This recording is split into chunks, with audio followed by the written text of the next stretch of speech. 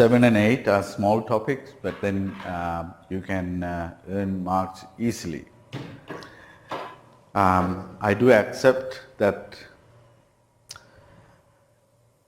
the marks allocation would be around 5 to 6 marks for each topic, the topics 7 and 8.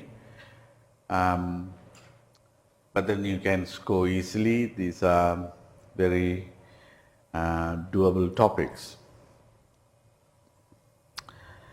So you have completed your assignment, and we have come to the last topic, right?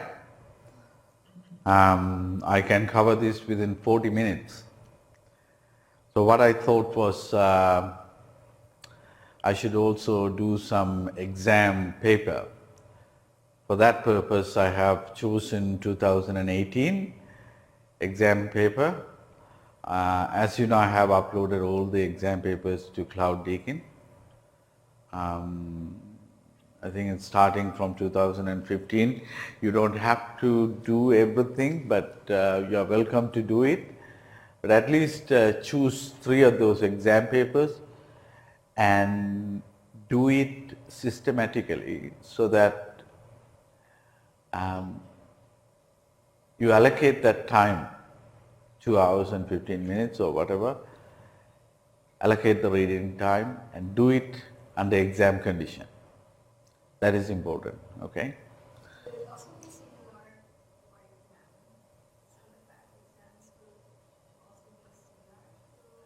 Yeah, it will be, the structure will be similar.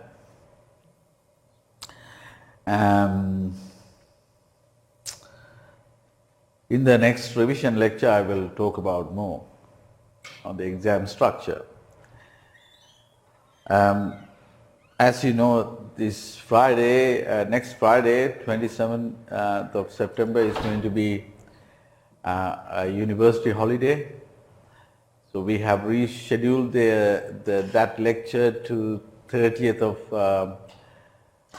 of September, which is Monday at 5 o'clock in the same venue. So I don't think you will have any issues with that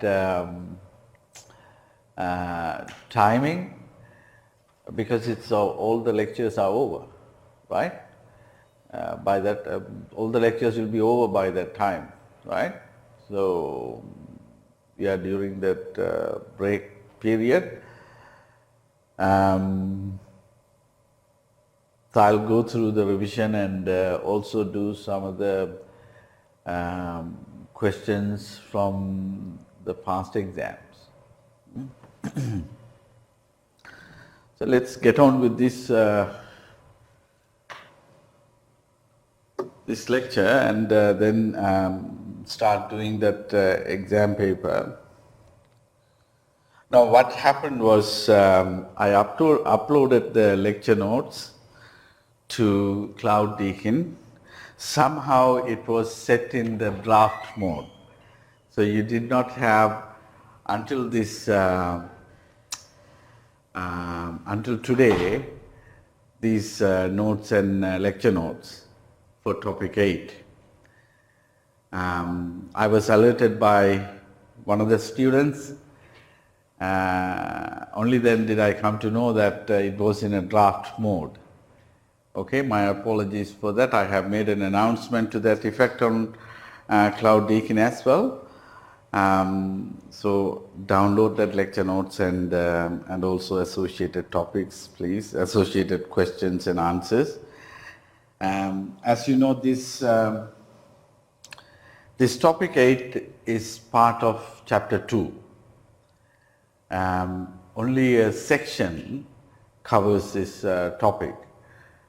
That is section 2.7 of your textbook. So it's a small area. Yet it is an important area, because we need to understand the value of internationalizing our portfolios, right?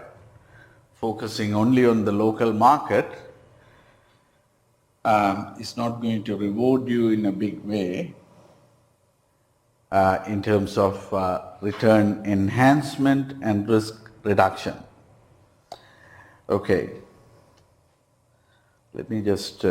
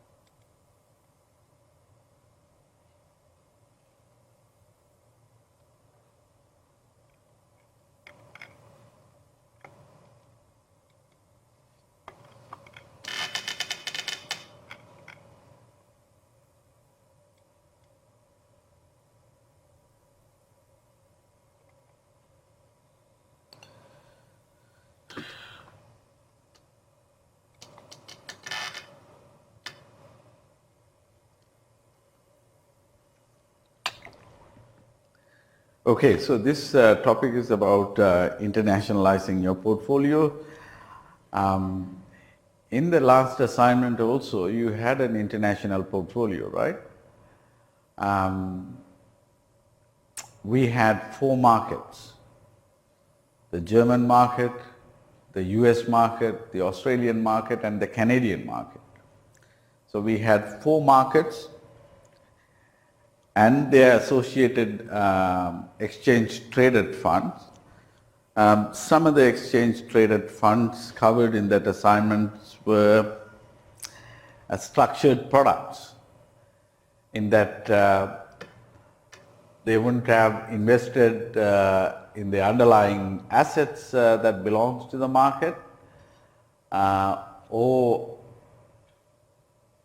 any of the weightings to those assets that form part of the markets. They would have chosen some kind of derivative structure to achieve that. I hope you all would have recognized that. This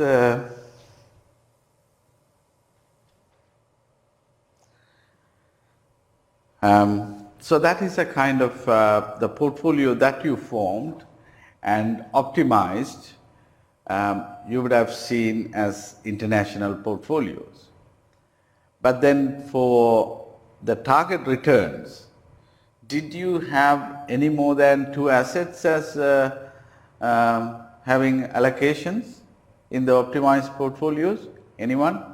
How many? 2%, 3%? Huh? Only 2 assets. Huh? 2% you had more assets? 3 assets, okay. Yeah, so that is the nature of these exchange traded funds and extreme returns. And also we were trying to minimize the risk, right? So that would have excluded many of the short selling funds or structured products. Despite of that, you would have had allocation going towards at least 2 assets. and at the extreme return of 22 or 23%, this allocation would have only gone to one market, one exchange traded fund. That was the US exchange traded fund, a pure ETF, investing in the underlying assets belonging to that market. That tells you that the objective function was to minimize the risk. And in the process, you would have reflected on many of the things, I hope. Anyway, let's see. So the purpose of today's topic is to see why we need to internationalize our portfolios and spread our investments across different countries, markets, and instruments. You also need to understand the relative performance of the domestic investment opportunity set to that of the international set, how the relative performance is achieved when you confine your investment to the local market compared to an investment that covers the international set. You also need to have a bit of understanding of the risk return pattern of major investment vehicles such as equity, fixed income. Here, given that this textbook is mainly the US textbook, they cater to the American investors. But we'll try and see how it sort of goes with the other markets as well. So you also need to understand the return on the global bond market and equity market, and also understand some of the other choices that we have in the international global investment settings, and also know some of the historical risk return pattern associated with different instruments, starting from treasury bills to equity instruments, including the small cap stocks, large cap stocks, as well as emerging market instruments. So you will see how the risk drives the return. Higher the risk means higher the return. Then we will also come back to that international opportunity set versus local opportunity set to see how all these things make sense.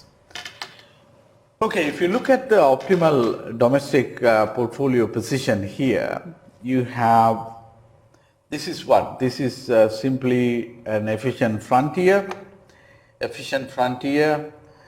and then we have the risk-free rate, and when it is tangent to that market portfolio, we have that line. That line is the capital market line.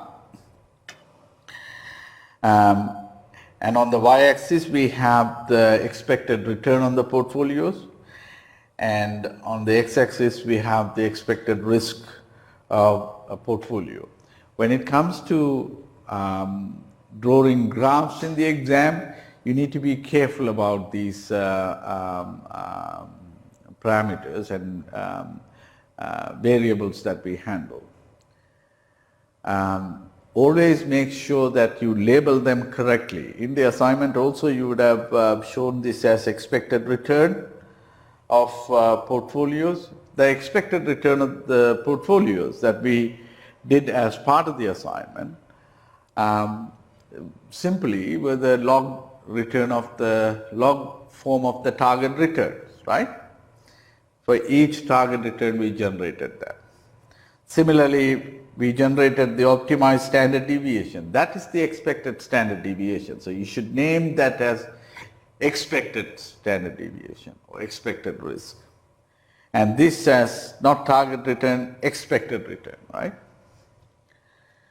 Okay, so when we invest, when we confine our investment to the local investment opportunity set, we achieve the domestic DP, that is the optimal domestic portfolio.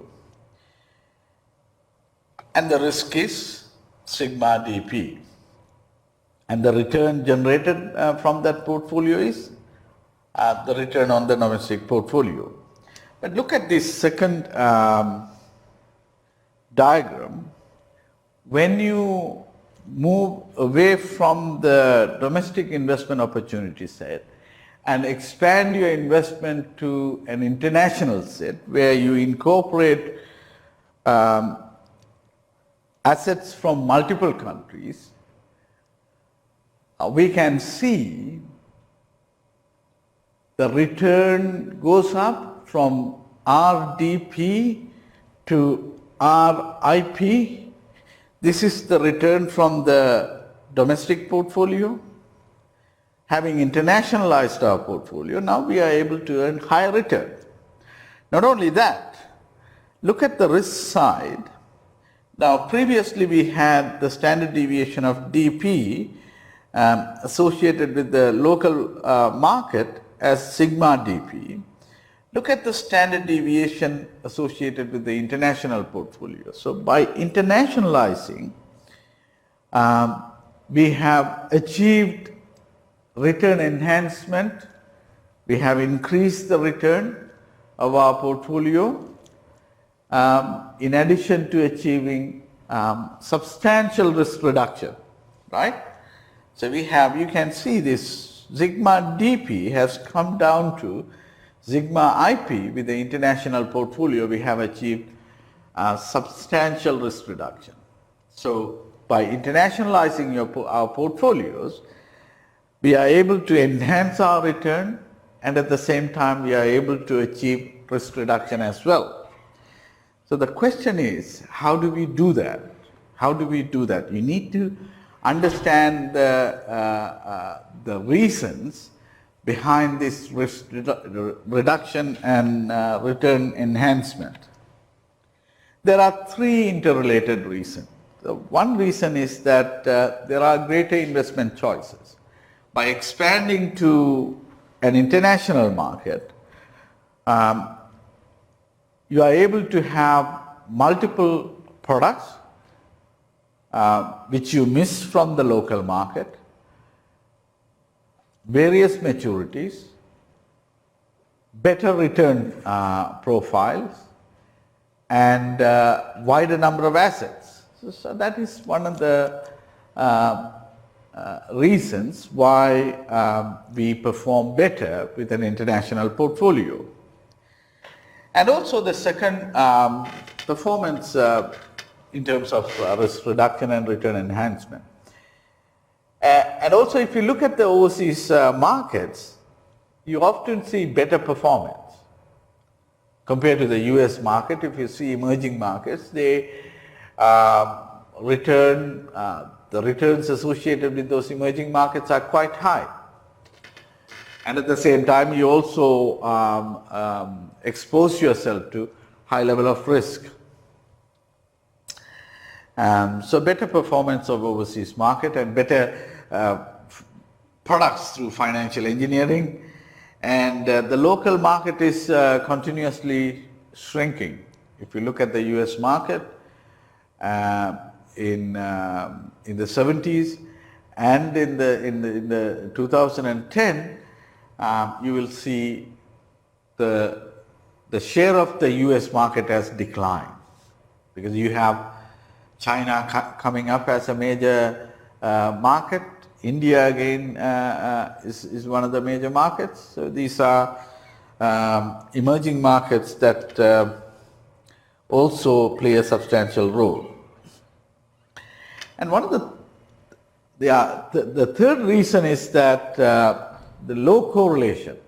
Now we know that it is better to diversify our portfolios.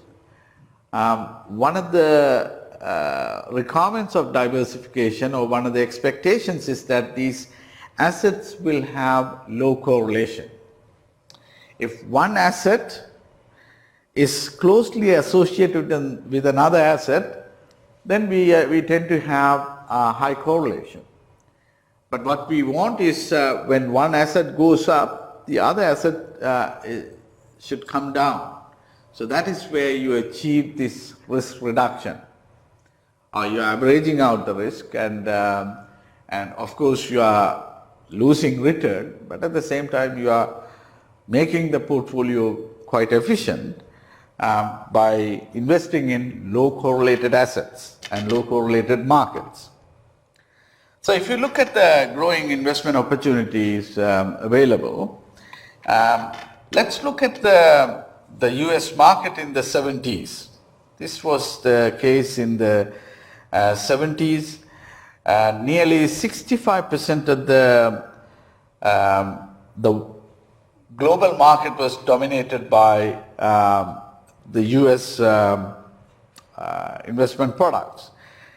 If you look at the equity market, US equity market covered 31% of the global market in the 70s.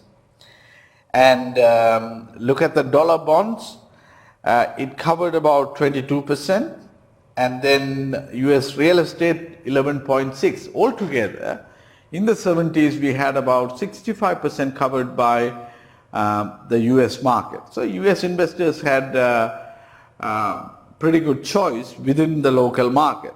But look at the situation at that time, the size of the global market was about 2.3 trillion. But look at what has happened in 2010. The size has gone to 113.6 trillion, and the share of the US equity market has nearly halved. 30.7% in the 70s has come down to 15.9%. And dollar bonds, of course, it's at 26.7. That is also due to other countries and other corporations issuing US dollar denominated bonds in the euro market. And effectively, this has come down to about 45%, 42 or 43%, the US share. And you can see the emerging market has picked up 3.5%, and all other equities account for 18.7%. So what it means is that the influence of the local market has come down, if we look at it from the US perspective at least. And the global markets have expanded. Products and variety of products have dominated this whole global market, contributed by many foreign markets, and also ability to invest from a global perspective due to integration and domestic and foreign financial markets.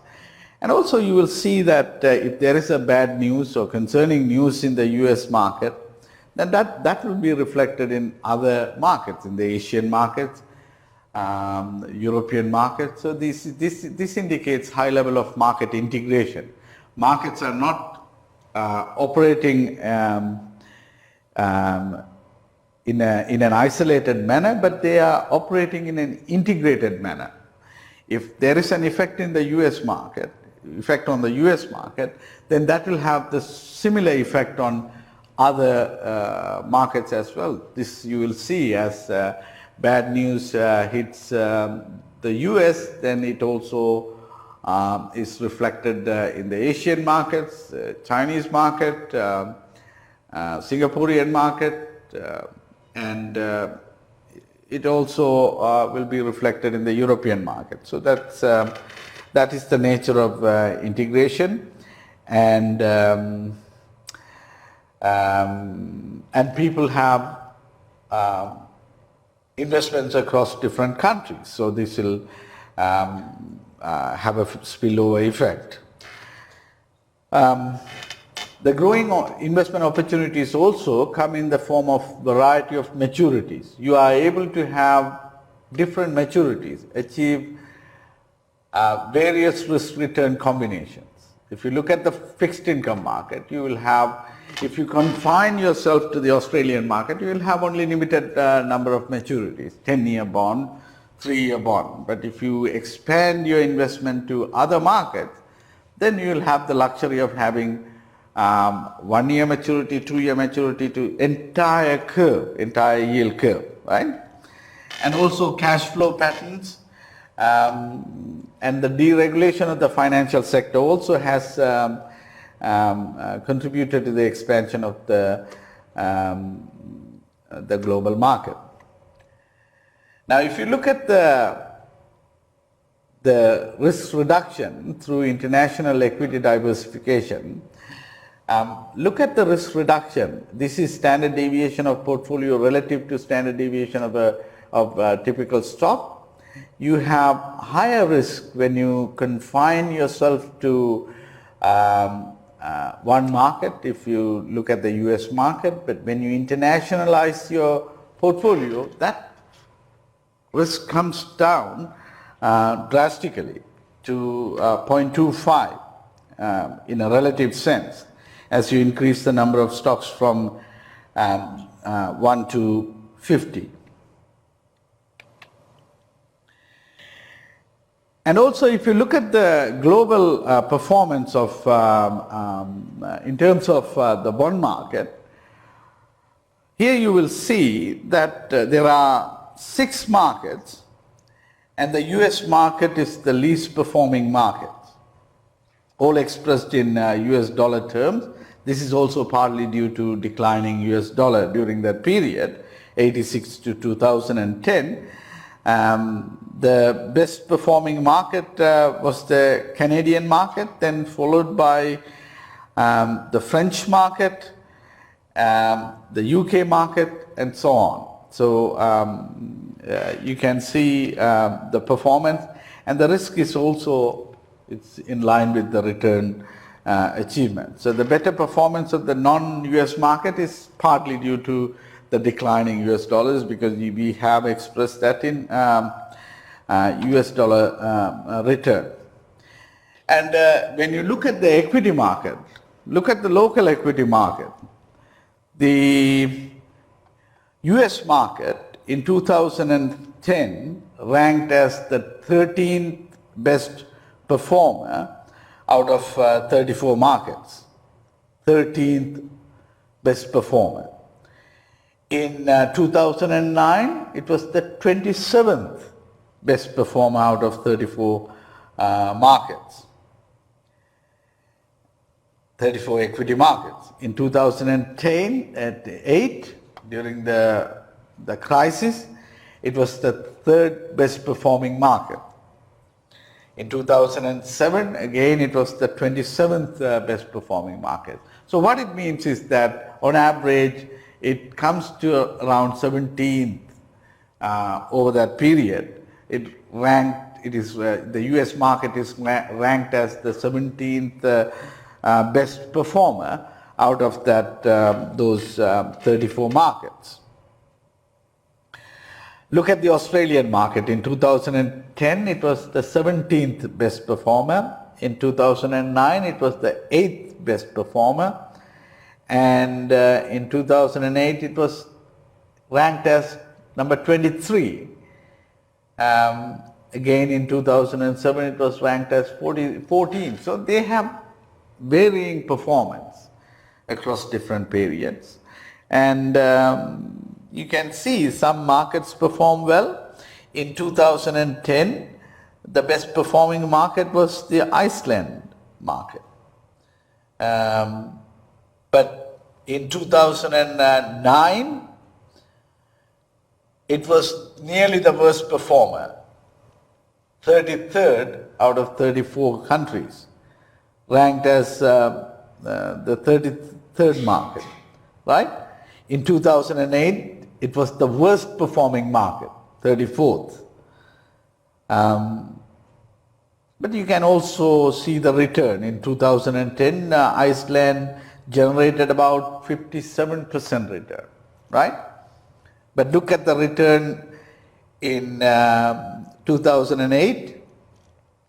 It had a negative return of 96%. So different periods, different markets perform in different ways, and by spreading our investments, we are able to better enhance the return and achieve risk reduction as well. Also, these markets have low correlations. If you look at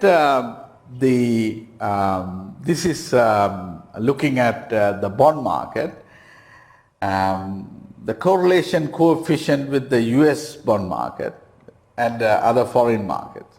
So the Canadian market is quite highly correlated. It's 0.78, reasonably high, with the US market. The reason is it is closer to the US in terms of geographic proximity, and also they have those macroeconomic settings closely in line with the US macroeconomic settings. So they closely, the monetary policies and fiscal policies and all those things, economic growth, all of these will have an effect. But look at the Japanese market. It has the lowest correlation among those markets is 0.32.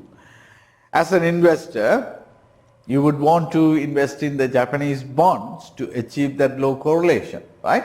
By investing in the Japanese bonds, what you will achieve is substantial risk reduction, right? By investing in low correlated assets. You would have seen in the assignment also, despite closely tracking that index, tracking that underlying index, the correlation would have been quite low. Did you observe that? In some of those exchange traded funds, and the beta also would have confirmed you having low beta. But if you look at the graph, they are closely tracking. The reason is, what they do is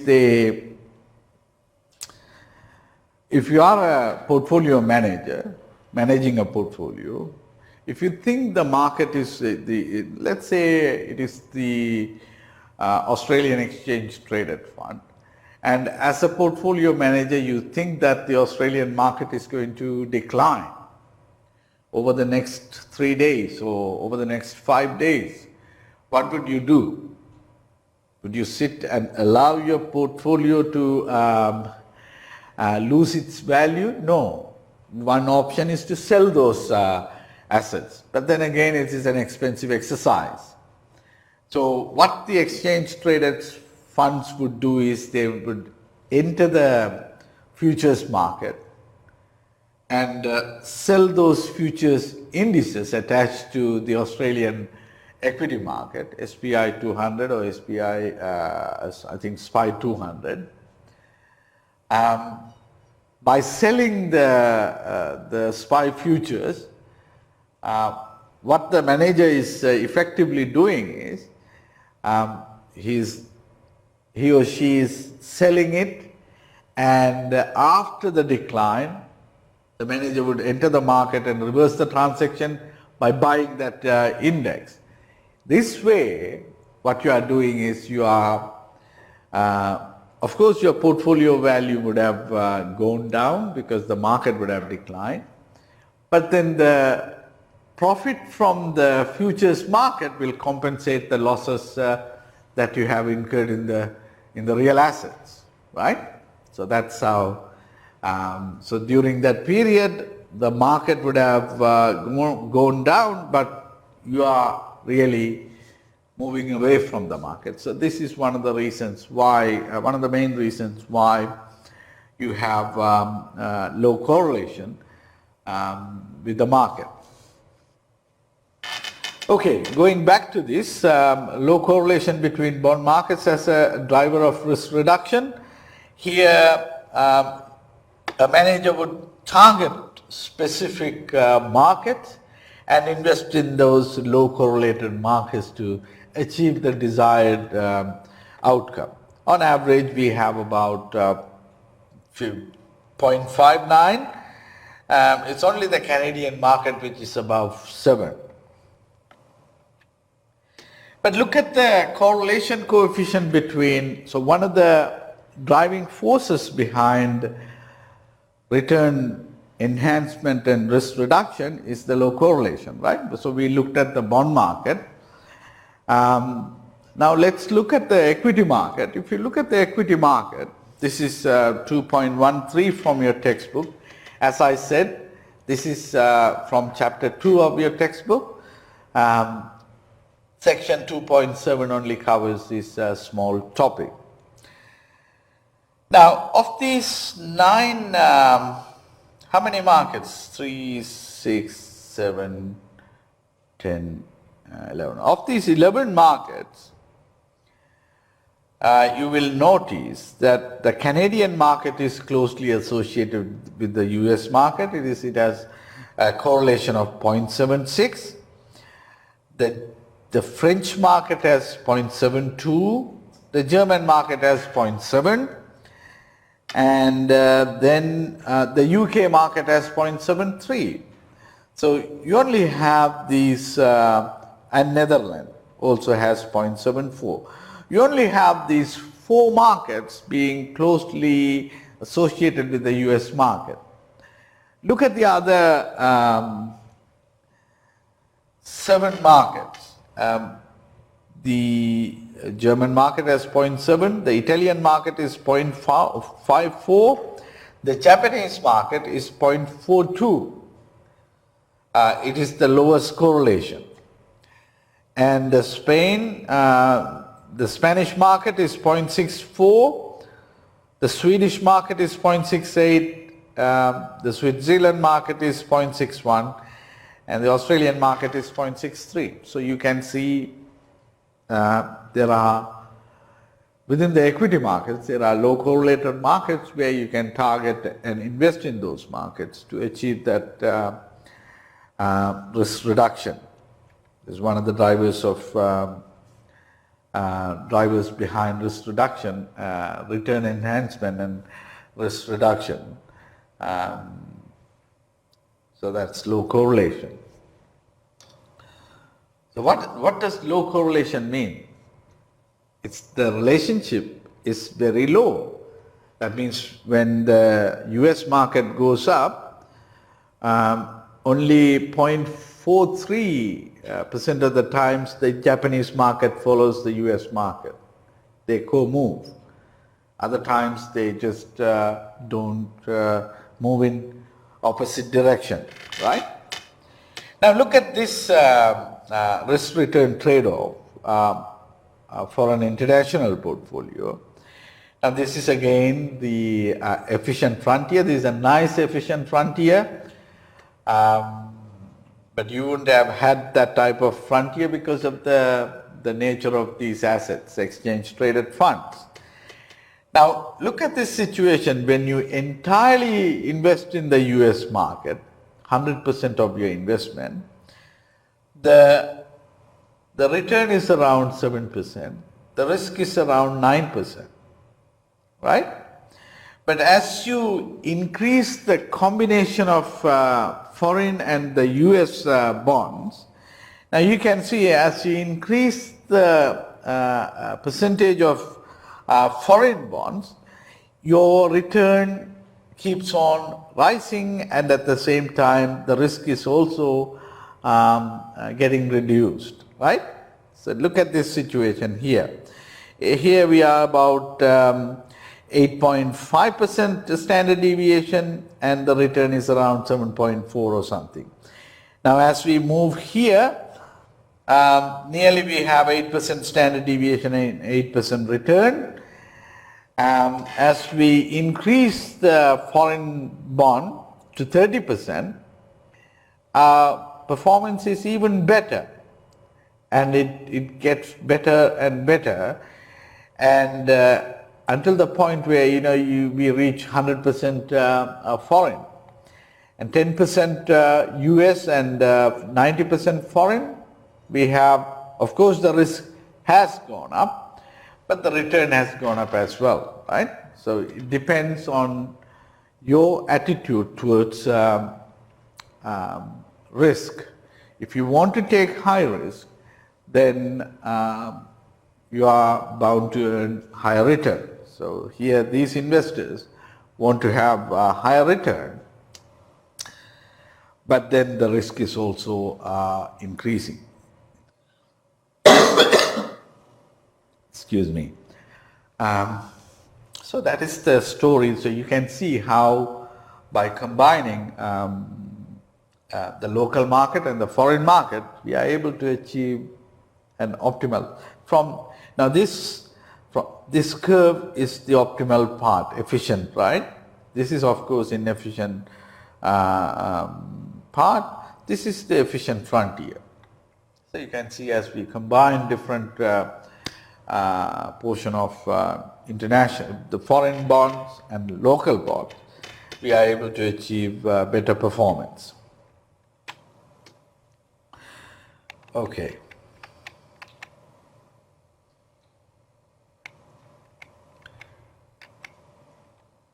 So we have looked at the greater investment choices available in the global market and the better performance of overseas market in terms of bonds and in terms of equity. And also we looked at the low correlation, how that low correlation is driving that return enhancement and risk reduction, basically risk reduction. And we looked at the size of the local market against the international markets over a period of 40 years. You have seen the substantial decline in the US dominance and the overall foreign markets, how they dominate. Okay. Now, having said this, now let's look at what type of global investment choice we have. We have fixed income in terms of euro bonds, foreign bonds, Yankee bonds, various types of emerging market bonds, right? And preferred stocks. Equity investments, again, you have American shares, foreign stocks, you can have access to foreign stocks, special equity instruments and warrants and options, futures contracts. If you join one of the trading platforms, you will see how you have access to a variety of investment products, right? You don't have to worry too much about the Australian market. You can invest directly in those foreign markets, right? These are some of the global investment choice available. International bond investing, again, there is, when it comes to bond investment, there is a substantial bond market outside the US market. We have the European market. If you look at the German bond market, it is also quite a robust market. Italian bond market. So there are emerging bond markets. There are various options available. And also you have better diversification ability as well in terms of those by investing in those bonds. You can identify those bonds by, if you go to Bloomberg and you can target those bonds by looking at the country of origin. Now you want to go and choose the Asian market or the Latin American market, then you can choose which countries you want to filter down, and then the country of origin will decide which type of bonds you are looking for and what type of bonds you can invest in. You will also see where it is primarily trading. Luxembourg is the primary destination. London again is the primary trading location, and the home country of major buyers as well. If you open up a bond and if you go to the description page, you will see the members and the holdings and all those things, right? As I gave you the Bloomberg page for the ETF, this you can do for individual bonds as well. The home country of the major buyers, then you will notice who is buying those bonds. Are the US investors buying or the Chinese investors are buying? So you can just identify. This type of information will give you clues. Okay, do I get out of the market, or do I enter the market, or do I further invest? That type of decisions, right?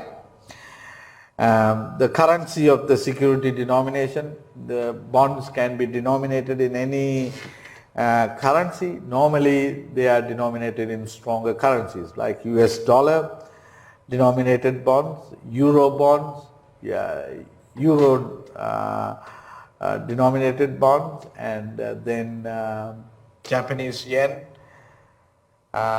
British pounds. These are some of the major currencies and the security denomination. The idea is to reduce the exchange rate risk, right? If you denominate in currency other than these major currencies, what happens is you will not be able to sell those bonds.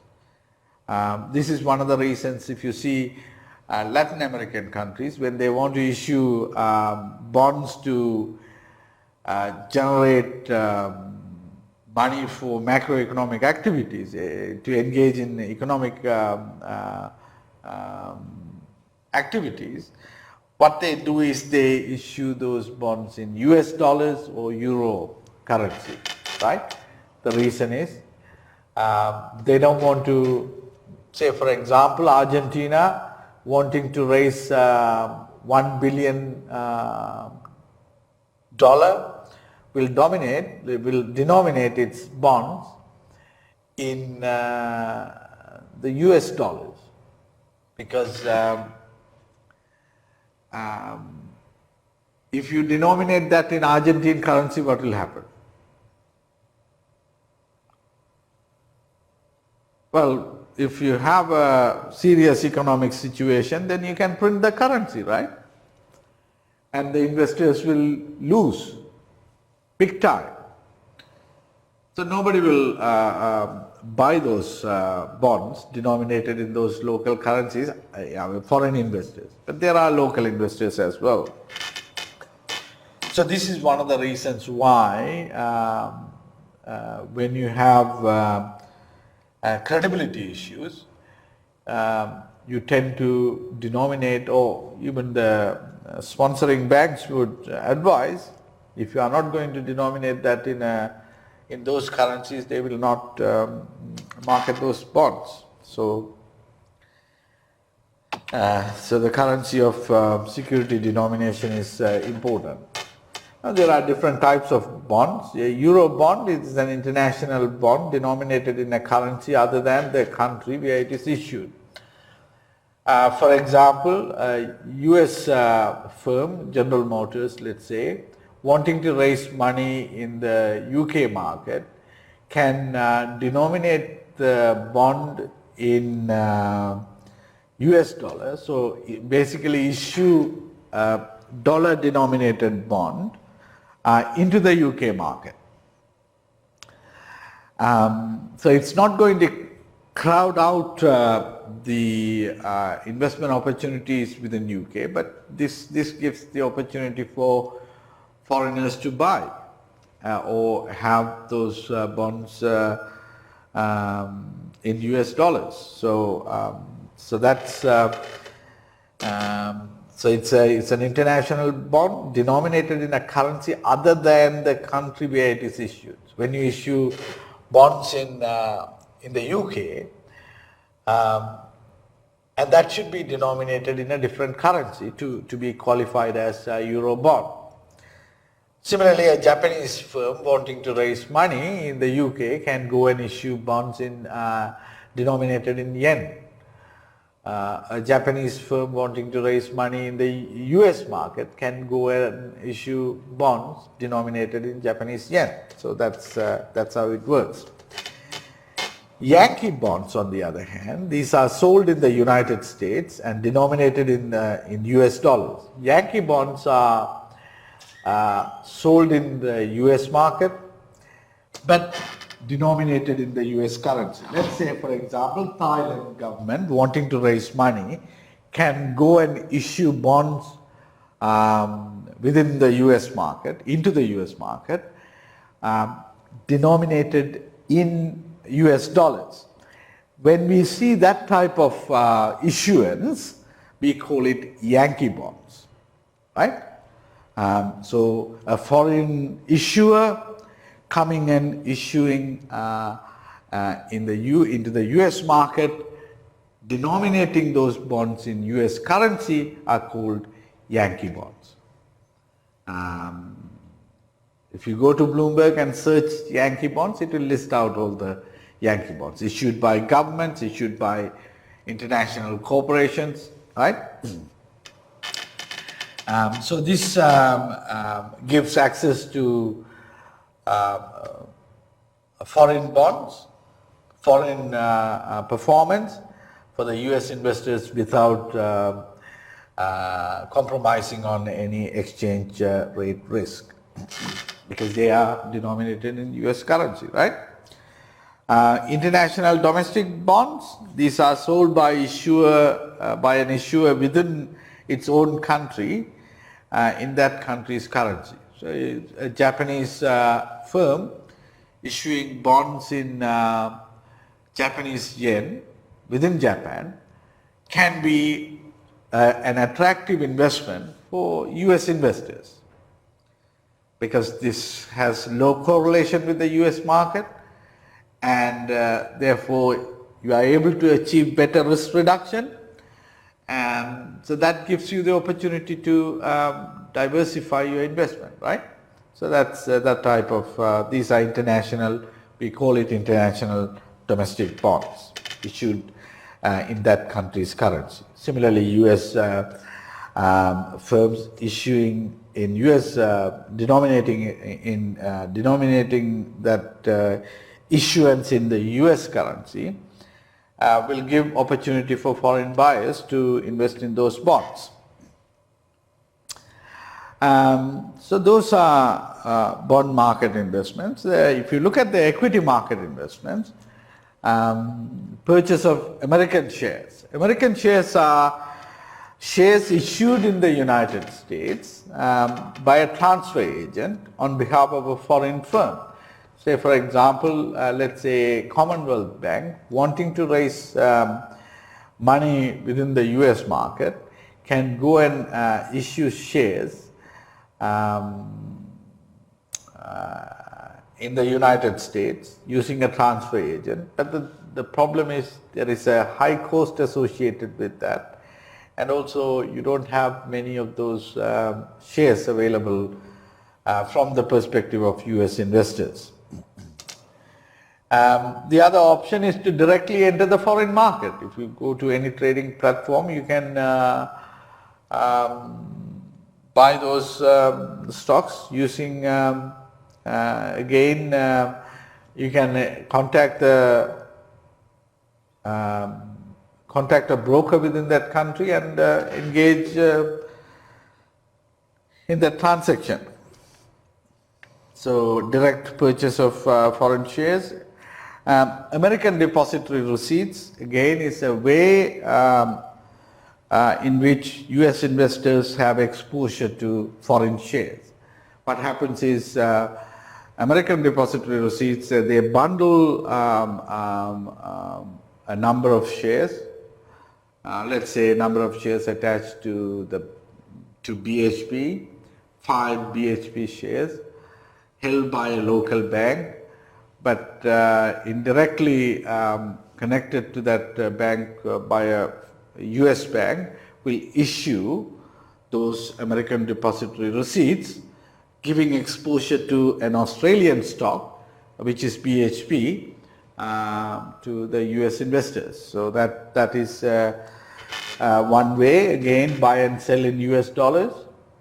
They are bundled as 5 BHP shares, bundled as 1 American depository receipts. Again, dividends are paid in US dollars.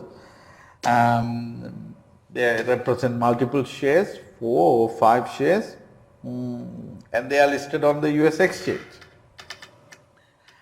The other way is to invest in global exchange traded mutual funds or exchange traded funds. These are ETP, exchange traded products, is one way to invest in those markets as well. For example, if you wanted to have, in our case, we had the German market, right? DAX.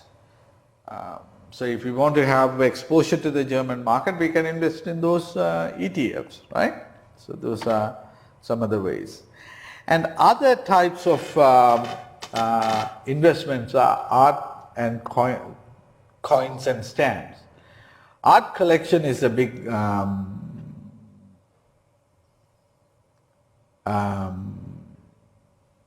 attempt by investors as well.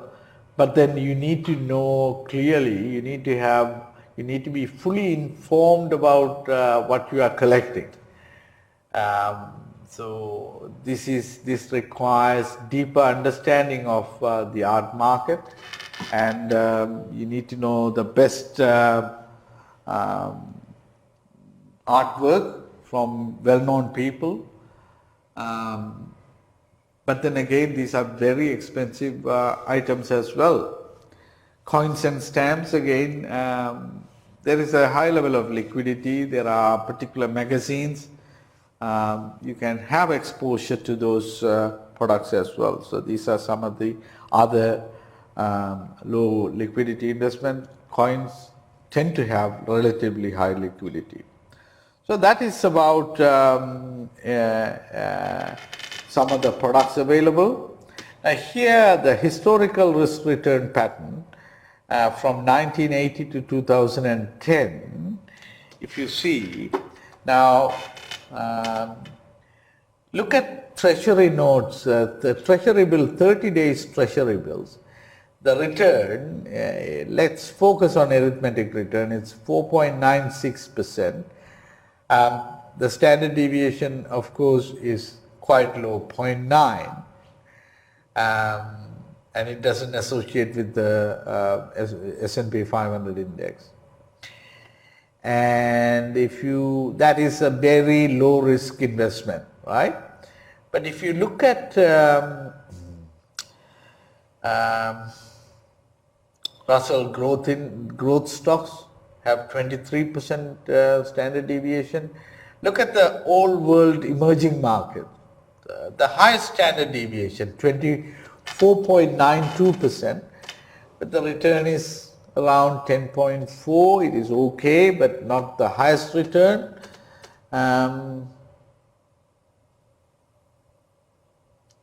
Look at IFC emerging markets, 23% standard deviation.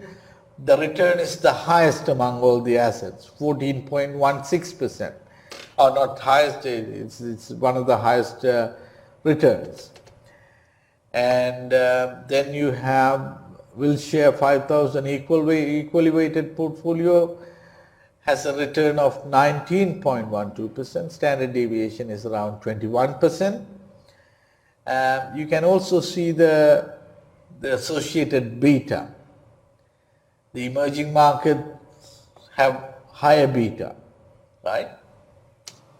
So essentially the story is that higher the risk mean higher the return. So the story is consistent, that different products have different risk return profiles, but the consistent outcome is that if you take higher risk, then you are bound to earn higher return. That is the message from this. Now let's get back to this diagram.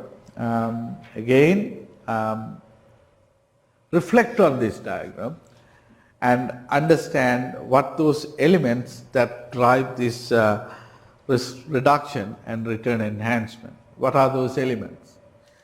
Low correlation is one of the elements, that one of the drivers, right? Greater investment opportunity, right? What else?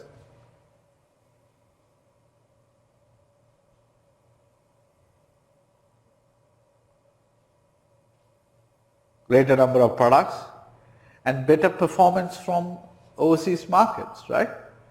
Those are the drivers that account for this risk reduction and return enhancement. So you should know, this is a small topic, but you can have a well-rounded understanding of what's going on, right?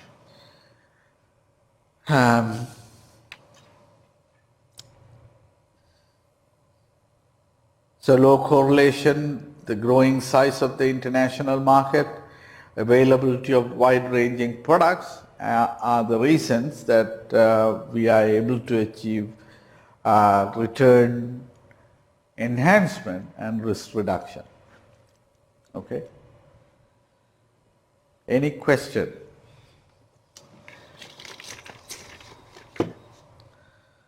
Okay.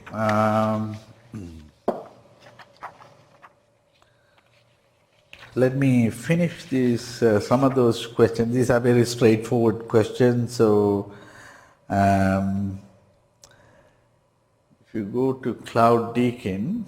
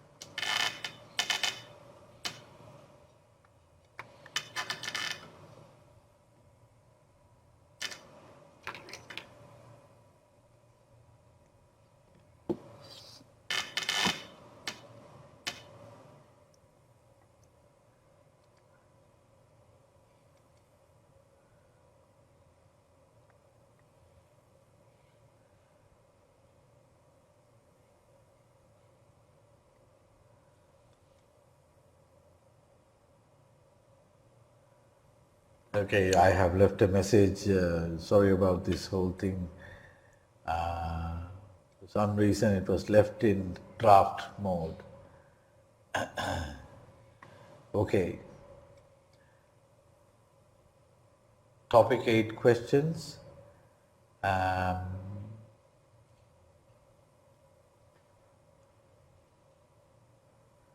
So what are the risks and rewards of international investments? What type of risk do we face in international investment?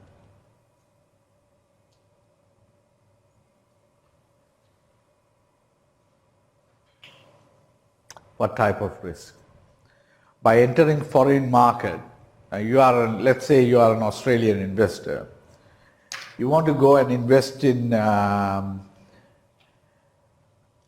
Mexican market. What type of problems do you face? Foreign exchange risk is one of the problems, right? Because whatever return you extract can be wiped out by any deterioration in the currency value, right? How can you deal with that? You can enter into a forward market, forward currency, forward contract to hedge that risk. But then how do you know what amount you need to have? You know, at the end of the investment horizon, you may need a different amount. So it's hard to predict that amount, right? So foreign exchange risk is one reason. What is the other reason? Information asymmetry is one of the other reasons, right? Because you don't know much about the structural issues associated with those investment products. You don't know what that company is doing or how the Mexican market works and the market timing. So you don't know those elements. Yes, Mexican market is there, but how do you know when this is going to turn against you? You don't know. What else?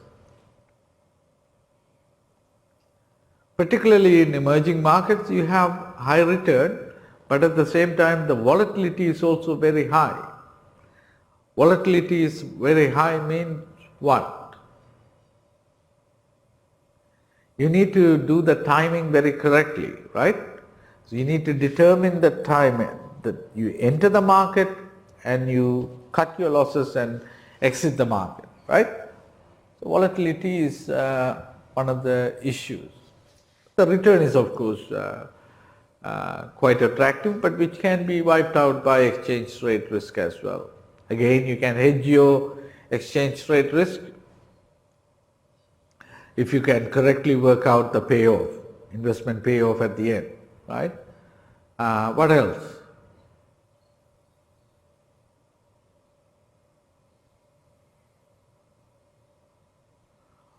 When foreigners enter the market, they have a herding behavior.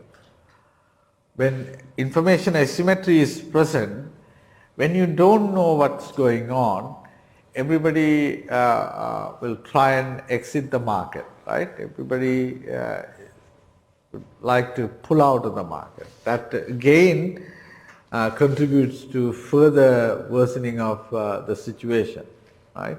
So that type of herding behavior is also there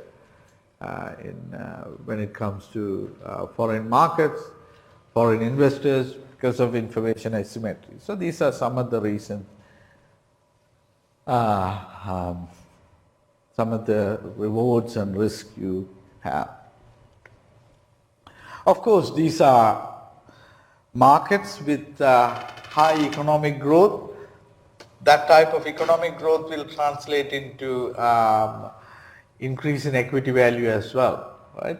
One of the other reasons why we target those markets. How can an Australian investor, question 8.2, Australian investor reduce the risk of investing in overseas equity markets? If you are an Australian investor and you want to go and invest in the overseas equity market, how can you reduce? By investing in the overseas equity market, what you are doing is you are exposing to the currency risk. That currency risk has to be managed using derivative products, like forward contracts. But then again, the problem with that is we don't know what the investment payoff is, so we don't know the level of hedging we need to have, all right?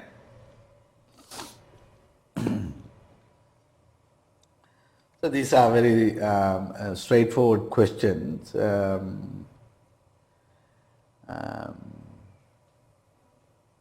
Let's go to question 8.5.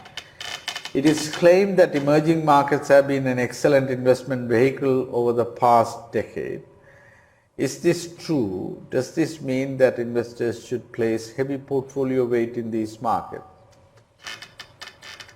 What do you think? Emerging markets have performed extremely well, but at the same time, they also had very high volatility. So the return comes with that high level of volatility. So the entry point and exit point should be clear to you. When to enter the market and when to exit the market, right? So emerging markets are very volatile markets, okay? So that type of, so go through those questions and read those answers. Have a break for 10 minutes and then we will do 2018 exam paper. We'll go through that and it's trimester 1. It's on Cloud Deacon. Okay.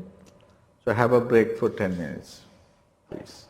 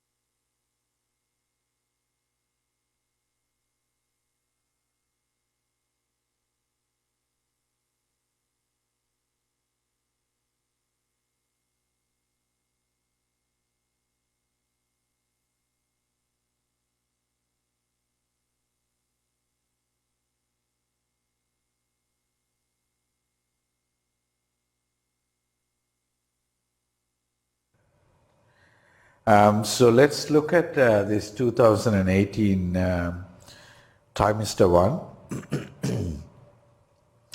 Now the exam format will be similar. One section, 60 marks, 60% of your total assessment.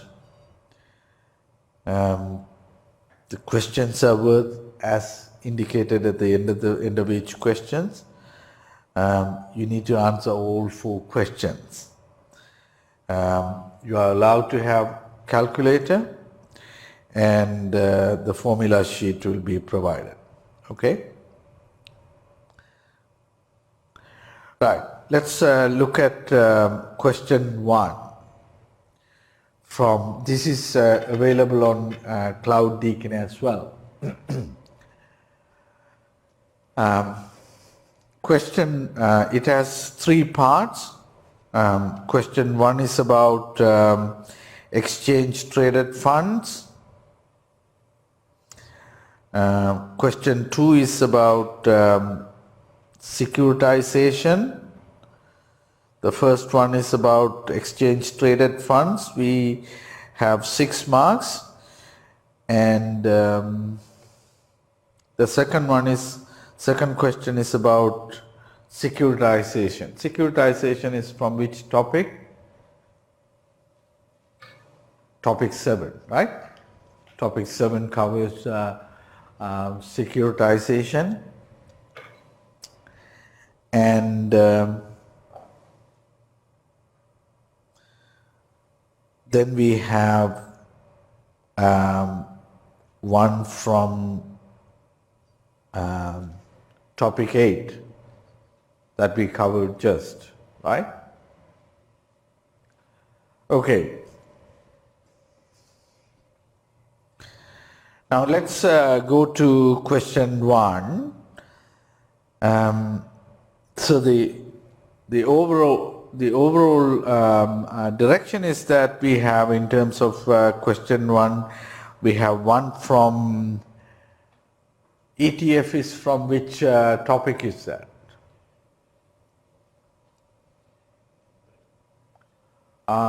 Topic 4, yeah, 3 and 4. 3 was for the assignment. Yes, I covered this ETF, but then again, whatever you covered in the assignment, I may give you a Bloomberg screen and ask you to make sense of it. Okay? But I will not go beyond anything, but whatever you covered in the assignment, right? You should be able to give the interpretation of it, because you have done this as part of your assessment. So this is assessment. This was assessment as learning and assessment of learning, and this will also be assessment of learning, right? So we will give you feedback on what you have done, and then use that feedback to get back. Yeah. Yes, I may give you a Bloomberg screen, one screen, and ask you to interpret it. So it can be a description page, a particular ETF. What is it about? And you can build a story because you have done it, right? I'm not going to go away from anything and test you, but that's just a reasonable one, right? So here it is a simple question: discuss your understanding of exchange traded funds as a form of index products for investors to gain exposure to different asset classes over the recent past. So you can talk about exchange traded products and the nature of these funds. There are equity class funds, fixed income, there are structured products, what type of exposure you get. So in this case, we reward 2 marks for defining ETF. ETF, the unique feature of ETF is like it trades like shares. You can short sell them. The intraday trading is allowed, right, with exchange traded funds, and we reward additional 2 marks for discussing the different types of ETFs linking to different asset classes. You can have derivative asset class, right? We did as part of the assignment. And you can also have commodities, currencies and so on, equity, emerging markets, all of those asset classes.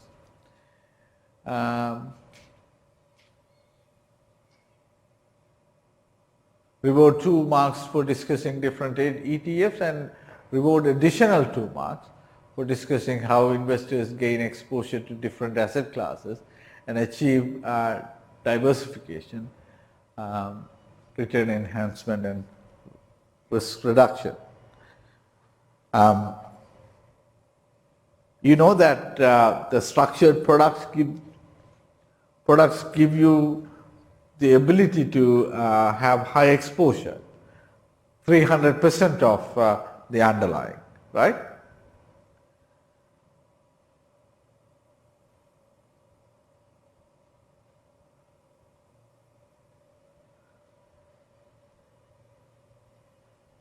So think about that.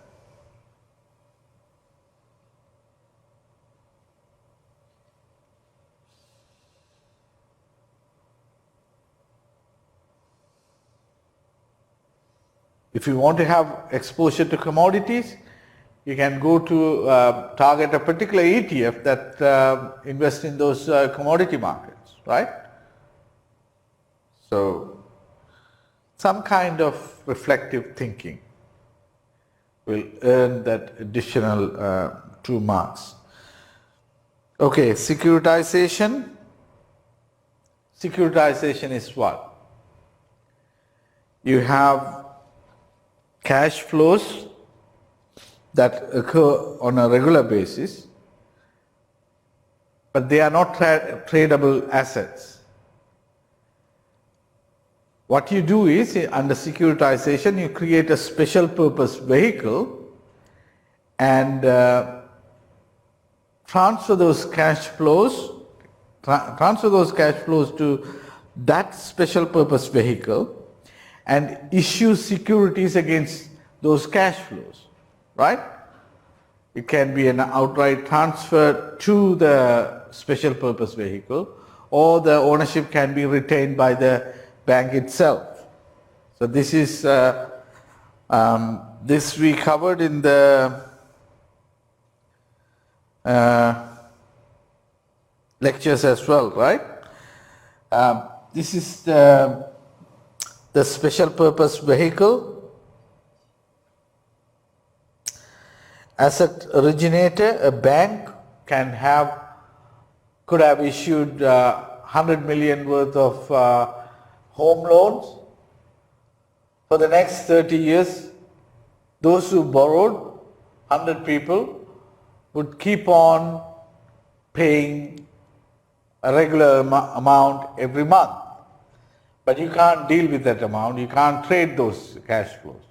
What you do is you create a special purpose vehicle as a bank and transfer those special purpose, those cash flows to the special purpose vehicle, and then issue securities in the international market and raise another 100 million. The 100 million raised goes to the issuer, the bank, and they lend again to 100 other customers, right? So this is how they create money, through securitization. That understanding, and if you can illustrate that with a diagram, that would be better.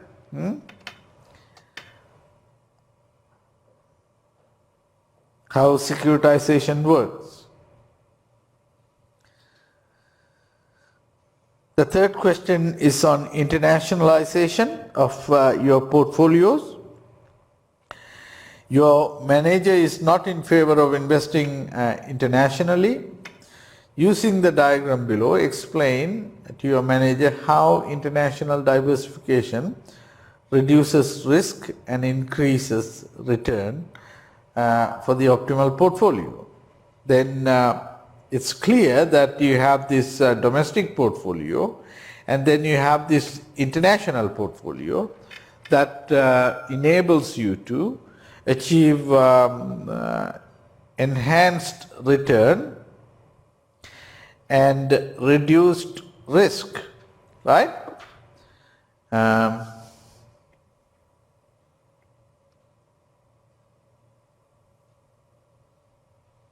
So if you look at the domestic portfolio, here originally you are here, now with the internationalization you are here. The original standard deviation was here. With the internationalized portfolio, the risk reduction has been achieved substantially. What are the three reasons? Right? Wider investment products are available, low correlated assets, and what? Greater investment choices in terms of through financial engineering, right? Variety of maturities, variety of risk management opportunities. So this is what you need to do.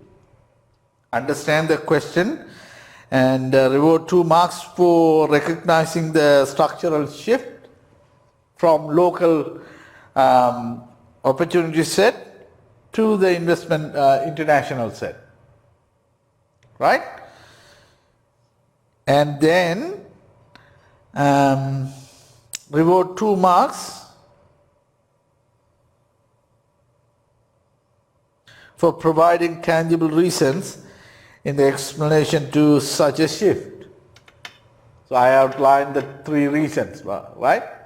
Low correlation, variety of investment products, increased opportunities, better performance of overseas markets, right? In the exam, we don't want to give you surprises. We want to guide you and we want you to perform well. Yeah? My question is, are we borrowing from the same market? As in, from the diagram, I can see we have the same risk-free rate for both the international and the domestic. Right. So can't the risk-free rate change? When you internationalize your portfolio, well, let's think about it. If you are investing only in Australia, the risk-free rate, the best risk-free rate you can achieve is the treasury notes, right? Here. Yeah. But if you are expanding your investment across different countries, which is the best risk-free rate?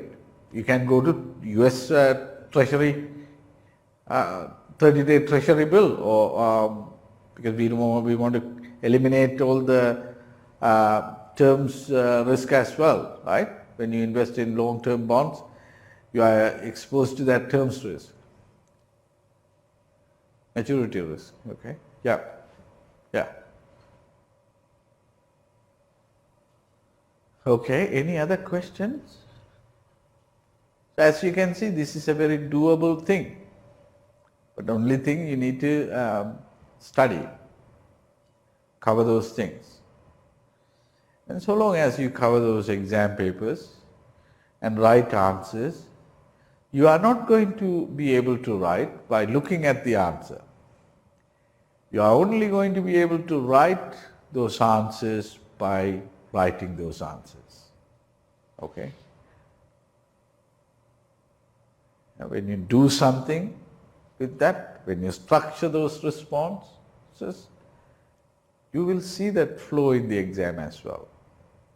But yeah, you can take the exam paper and look at the solution and say, yeah, I understand this, I understand that. But when you get down to writing, you will have difficulty. Yeah? So write the answers under exam condition. I'm not asking you to go through all the 6 exam papers, at least do 3. Set aside 2 hours each day and do it under exam conditions. Now, by next week you should be okay with the whole syllabus. So you should start looking at exam papers. And what of the weekly seminar? They are relevant as well. And we mostly closely align the exam paper with those questions, if you see, right? But you need the speed, you need the practice to write those answers. Yeah? You said 6 questions. Huh? You said it's 6 questions, is it? Did you say? 4 questions. 4 questions. 4 questions. Do they have children? Do they have children as you know, like? Yeah. Sub. Yeah. There will be. Well, it can be 2 or 3. In this case, we had 3 sub parts, right? Maximum of 3. Yeah, like that. Yeah. Just to not have that much time. Yes.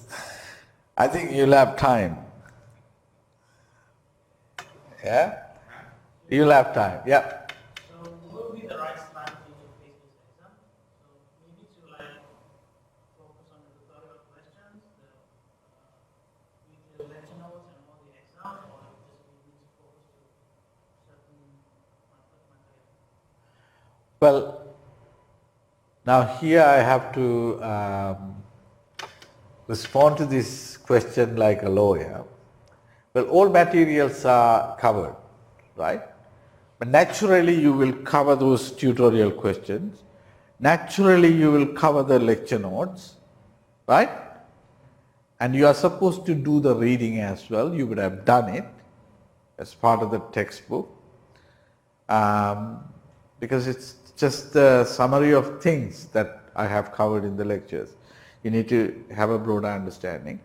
But then minimally, at least you should do those tutorial questions and the exam papers, okay? And all 8 topics are covered. All 8 topics are covered, right? Yeah. Yeah. So that's what I would say. No, it's not tricky. I'm very straightforward.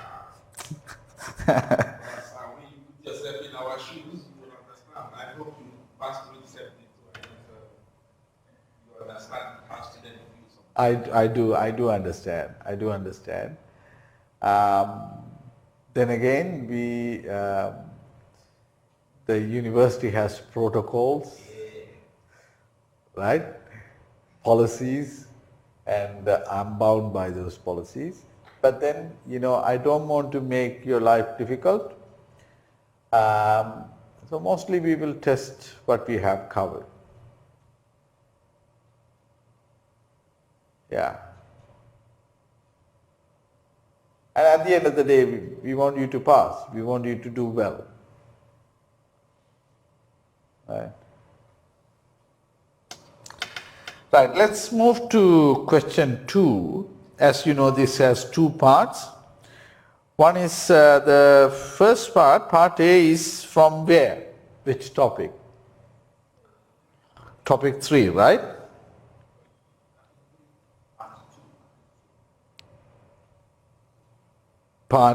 Question 2, part A.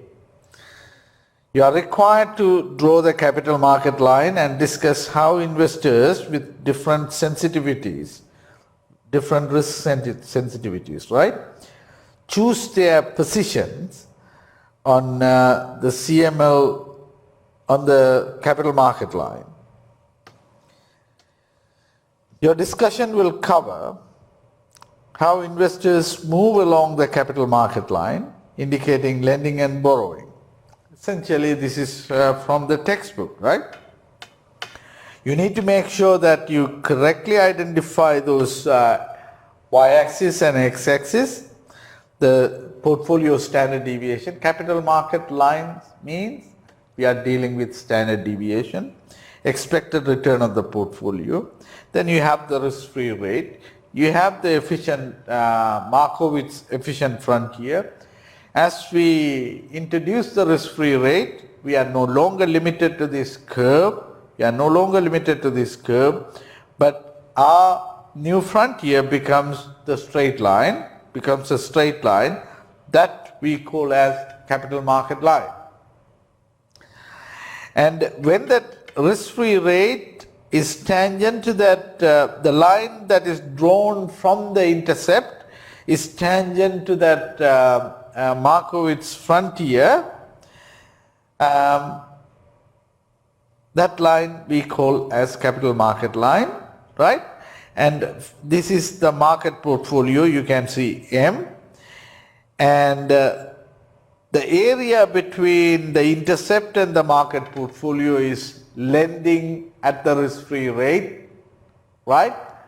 So what it means is that you are investing 30% of your funds in the equity market or market portfolio, and 70% maybe you are lending at the risk-free rate. You are investing in the bank. You don't want to take risk, right? You are such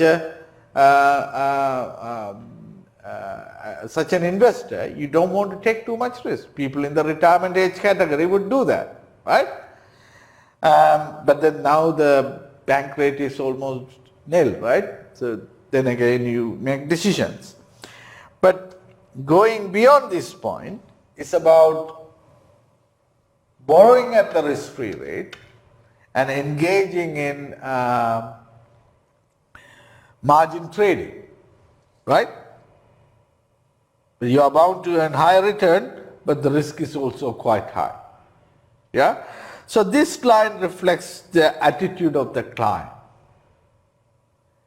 If you have an indifference curve, somewhere here, you have that level of risk tolerance. Whereas if your indifference curve is somewhere here, you have less risk tolerance.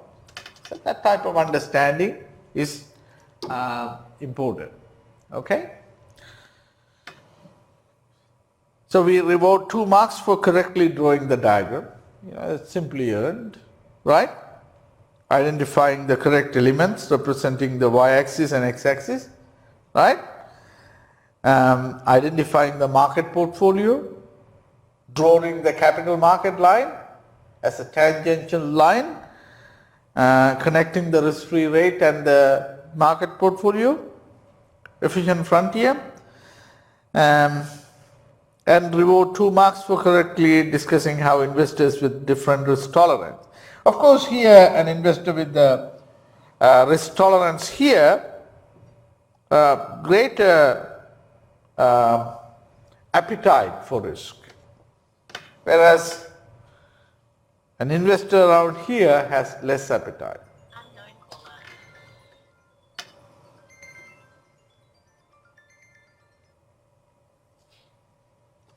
I'm sorry about that. I don't know how this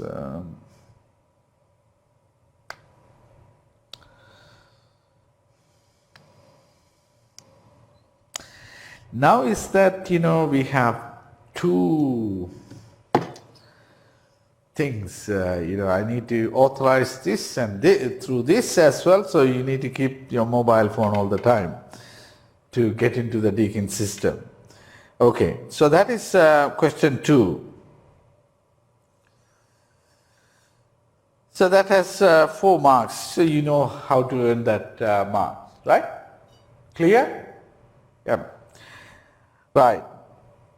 Then if we go to the next question, part B, as an expert in the arbitrage pricing theory, you have been assigned the task of estimating the expected return for the three different stocks, X, Y, and Z.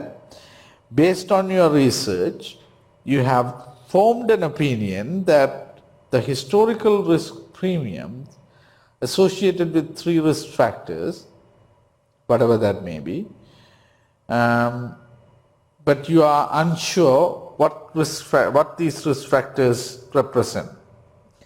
Factor 1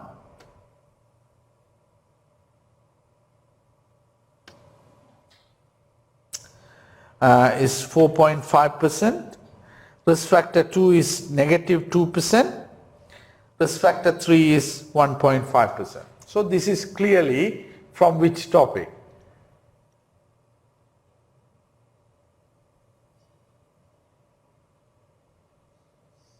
Topic?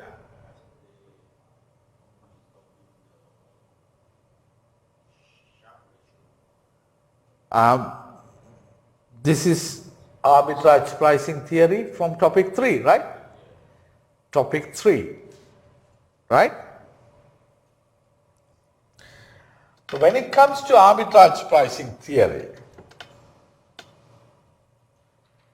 you need to first clearly understand, isolate the risk premium.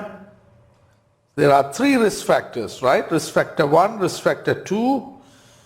Where is that?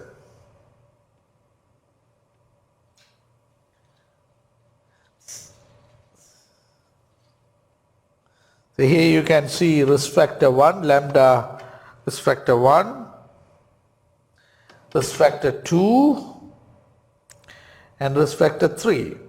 The risk premium is negative 0.2, 1.5. Let's understand, what is this 1.5?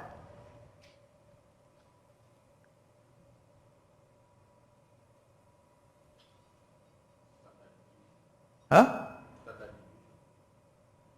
So what does that mean? So you demand 1.5%, exactly, 1.5% to accommodate that risk factor, right? That investment requires 1.5% with respect to that risk factor, right? Depending on your weight. Now, before that, before I go to that, let's understand this risk factor and risk premium. What is risk premium? Yeah, what you want. In order to take some risk, you want some reward, right? If you want to, if we say that the risk premium in the Australian market is 5%, what does it mean? You have two options. One is to leave your money in the bank account and earn whatever that return that you earn, or if you want to choose to invest in the Australian equity market, you will demand that 5%, right? That is the premium that you want. So in order to have a bearing on all these risk factors, you have different risk premiums, right?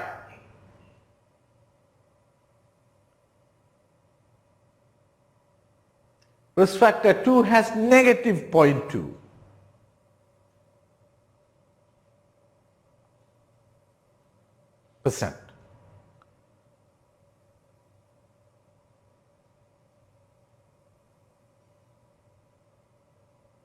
What does it mean? In an economic sense, well, how do we intuitively understand it? Yes, so that means this is reduced, right? If you have a weighting of 1, by investing in that stock which has a weighting of 1, I'll come back to that. With respect to risk factor 2, you are experiencing a reduction in the premium or in the premium that you demand for the performance of that asset, right? Okay, so what you need to clearly understand is isolate the risk premium, the risk factors, and the risk premium. Here we have isolated the risk factors as risk factor 1, risk factor 2, and risk factor 3, and we have also identified the risk premium, right? Having done that, next is to see how sensitive our individual stocks are to each risk factor. Now, what does this table tell you? Now, the table, this is stock X, Y, and Z. There are 3 stocks. Let's take stock X. The risk factor 1 has a weighting of 1.2. What does it mean?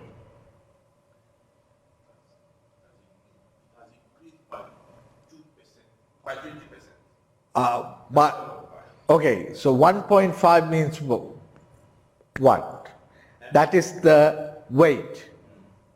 So if the risk factor has a premium of 10%, with the weighting of 1.5, you will demand 15% for that risk factor with respect to asset X. Does it make sense? Please? Yeah? Everyone? So you need to pay attention to the risk factor and the risk premium, and then the next side of the story is that you need to see what weighting is applicable.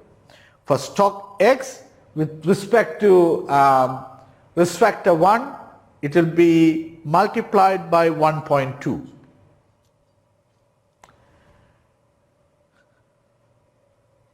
Let's move to risk factor 2. It says the weighting is 0. What does it mean?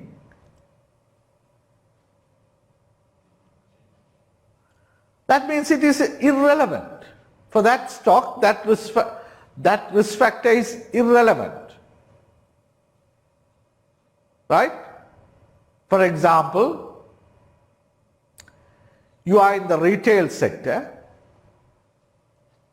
There is a risk premium going on in the mining sector.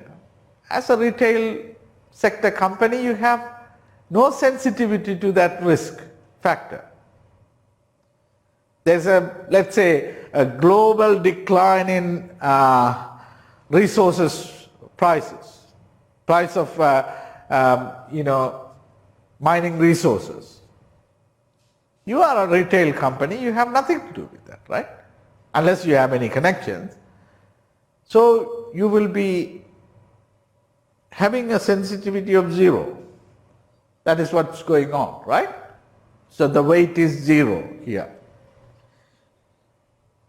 Risk factor 3 has a weight of 0.29. If there is a weight of 1, that means each premium will translate 100%. 0.29 means it's only 29% of that risk premium will be applicable to this asset. So is the case here, but asset Y, stock Y, you see 0.7. Risk factor 2 has 0.5. So this is coming from that industry. Risk factor 3 again 0.5. Depending on how these individual stocks respond to these risk factors, right? But we don't know if that is again, for company Z, risk factor 1 has 1.03, risk factor 2 has nothing. Risk factor 3 has 0.3. Right? So what it means is that they have varying weights. So first thing is to isolate the risk premium, and the second thing is to isolate the risk factors. And and then answer the questions. Calculate the expected return of the 3 stocks using factor 1. Assume the risk-free rate of 4%. They have clearly said focus only on one factor. That means these factors are irrelevant, right? Focus only on this factor. So that's what happens here. We calculate the answer as 9.7 for asset X, 7.15% for Y, and 8.635 for Z. So calculate the expected return for the 3 stocks using factor 1. What does it mean?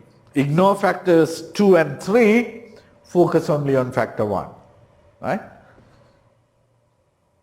That is reward 2 marks for that. Second part is that calculate the expected return for the 3 stocks using all 3 risk factors provided the risk-free rate is 4%. That you do, you take the weight and multiply by the risk premium and work it out. It's 9.835, whereas earlier you had 9.7, and same for asset Y and Z. So reward 2 marks for working out this correct risk premium. And then question 3 is what type of exposure might factor 2 imply? Factor 2,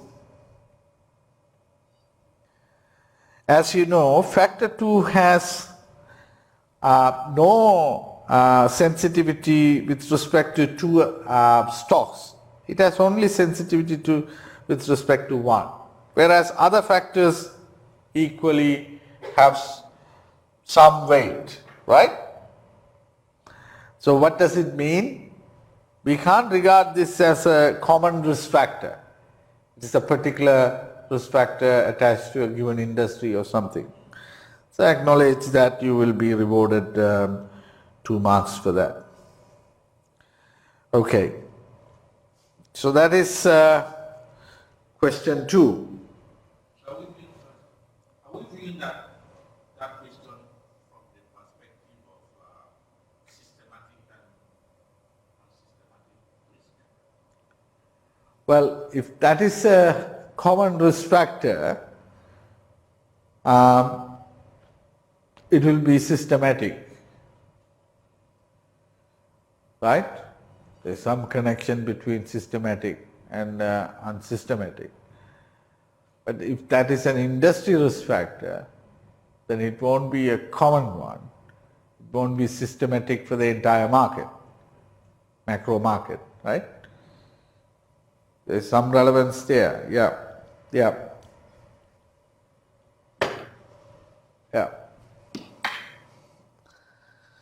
Yeah, any question on this? Okay, question 3 has 2 parts, part A and part B. Part A is worth 4 marks, part B is worth 11 marks. Part A, the concept of futures contracts allows market participants to devise effective trading strategies to gain exposure to price risk and hedge price risk or hedge price risk. Using popular futures contracts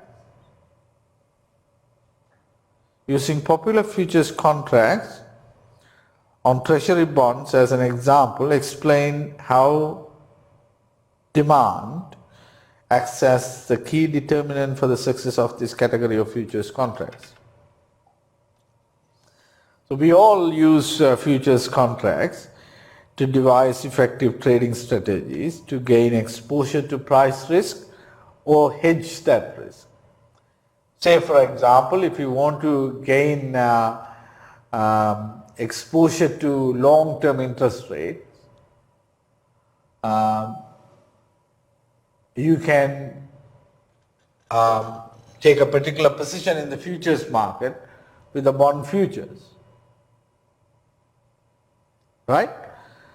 And on the other hand, if you have a bond or a portfolio of bonds, you want to protect that portfolio, then you can enter the bond market, enter the futures market and take a position to protect your bond prices. If there is going to be an interest rate rise, then your bond portfolio will be very sensitive to that, right? Then you can take appropriate position in the futures market to hedge any risk associated with that. The question is, why is it that some of these instruments are popular and are successful, whereas others are not popular and may not be successful? One of those instruments is bond futures, because there is a lot of demand.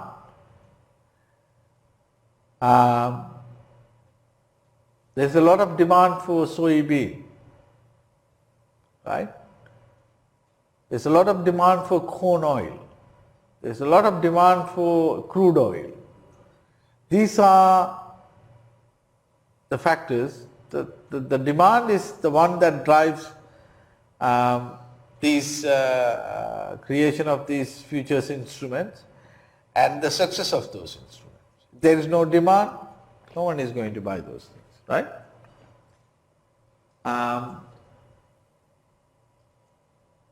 Futures contract, bond futures is massively important instrument to gain exposure to interest rate or hedge your risk, right? How cheap is it? How cheap is it to buy futures? Which one? I mean futures, like futures contract. Futures contract, yeah. Yeah, I mean, how cheap is it? Is it something you can buy? Is it, I'm trying to confuse myself somehow between futures and forward. Which one is standardized and which one is not? Forward is a tailor-made agreement.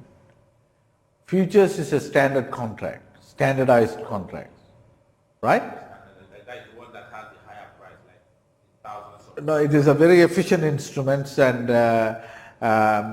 the exchange comes in the middle, allowing you to take buy position or sell position. Futures, these are standardized instruments with standardized amount, standardized maturity dates. So it allows liquidity. There are enough buyers and sellers at the same time. Whereas forward contract is a tailor-made agreement. You may not find another person with the same requirement. Yep? Okay, so you need to be mindful of that and recognize that and respond. So reward 2 marks for recognizing the need for managing interest rate risk through T-bond futures, and also gain exposure to long-term interest rates or hedge away that risk. So have a look at this and write your own answer, please. Now the next question is worth 11 marks.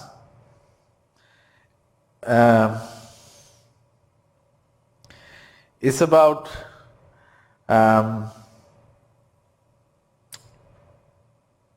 bond, and the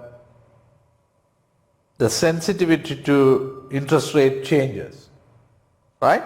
From 8% to 8.5%. So in order to do that, you need to work out the duration of that bond. You need to translate that into modified duration and identify the price sensitivity, right? Duration, as you know, it is a time-weighted cash flows. Then we have the cash flows during the period, and this is the final amount. And then the present value of the interest rate, the yield is 4% because this is 8%, right?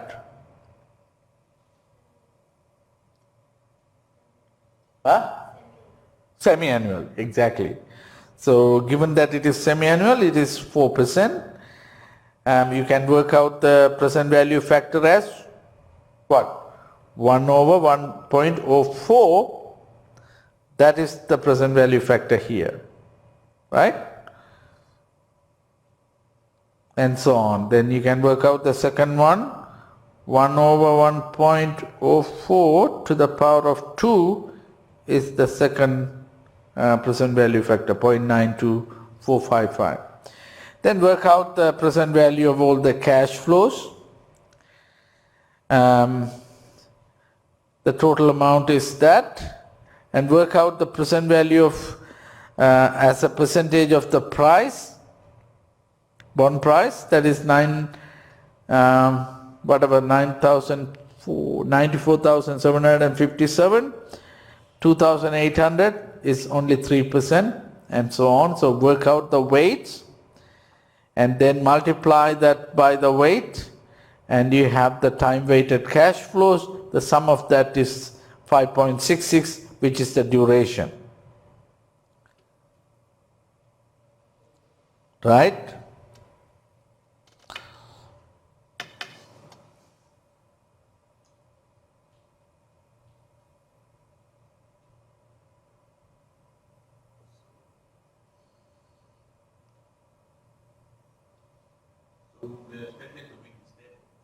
Sorry? This table. This table. I don't think we need this table. I must have written it. Yeah, so you don't need that table, right? It's the same one. I must have repeated it. So the duration is 5.5661. That is per semi-annual period. You can convert it as annual because there are 2 semi-annual periods in a year.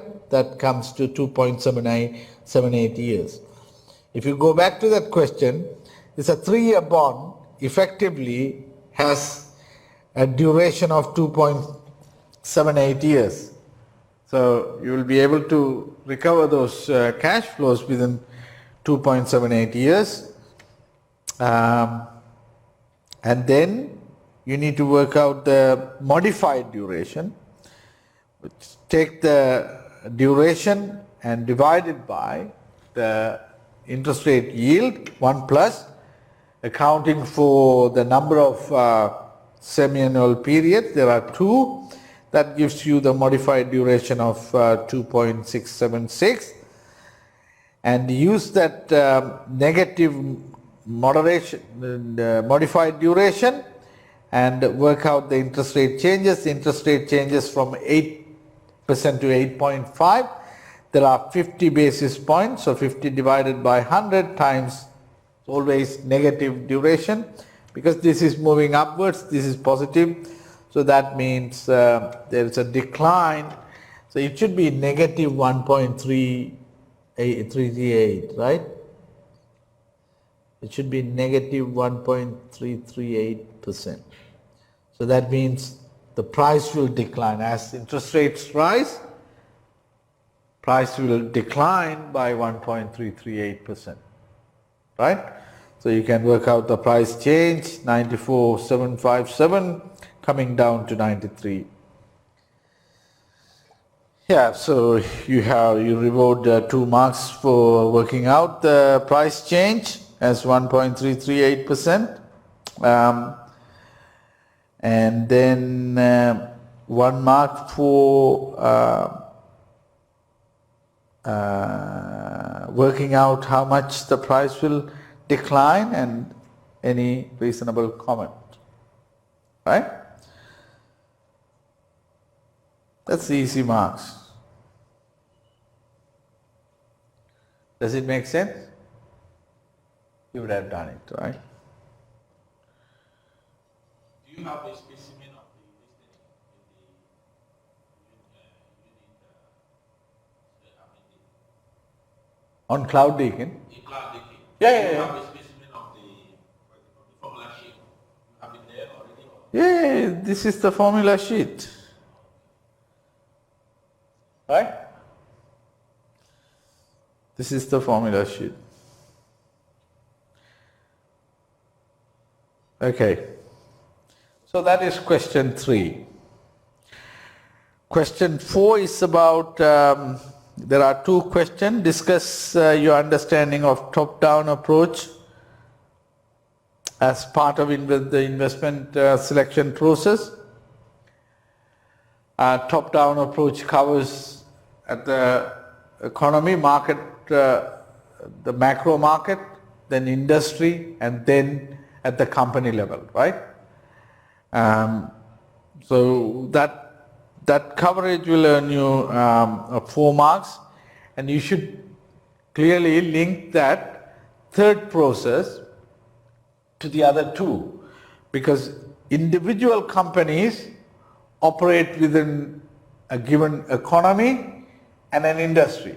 So the influence and the direction of performance of the economy and the industry will have a bearing on the performance of individual companies. Recognizing that will earn you 3 marks. Okay? Understand that. That is part of the investment process. Then they have given you part B, which is worth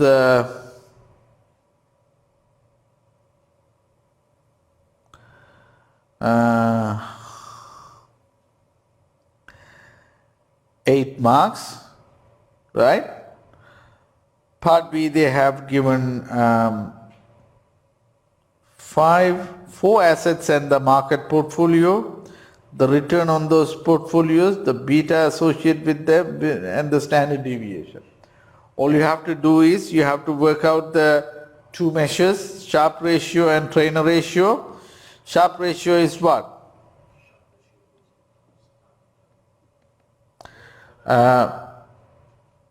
What is the return on the portfolio minus the risk-free rate? What am I doing?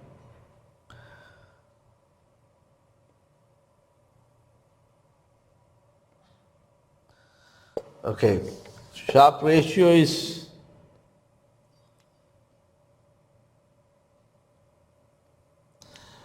Sharpe ratio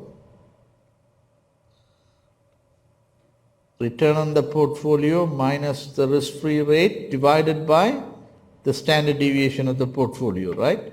So you have the standard deviation, you have the return, you have the risk-free rate as 3.5%. You can work out the Sharpe ratio, 2.1, 1.85, 2.5, and so on. Similarly, Trainer ratio, risk-free rate, return on the portfolio minus risk-free. No, it should be beta of the portfolio. Return on the portfolio minus risk-free rate divided by beta of the portfolio, right? So I need to correct this damn thing. Yeah. But we all know that. Okay. So Then what you need to do is you need to rank these based on these measures.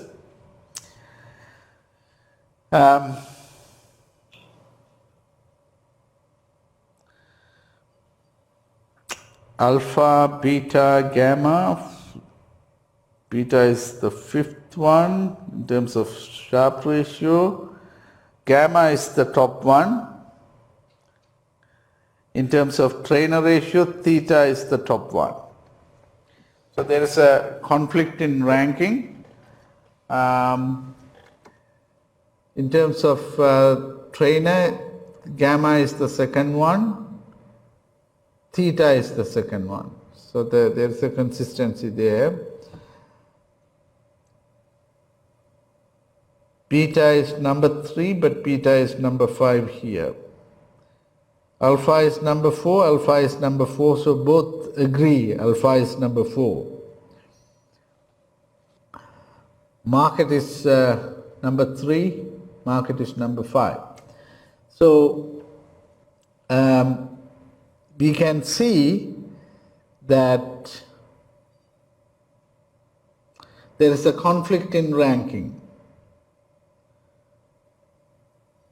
The Sharpe ratio tells you one story, the trainer ratio tells you one story. Why?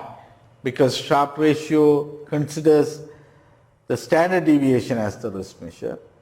Trainer ratio considers the beta as the risk measure.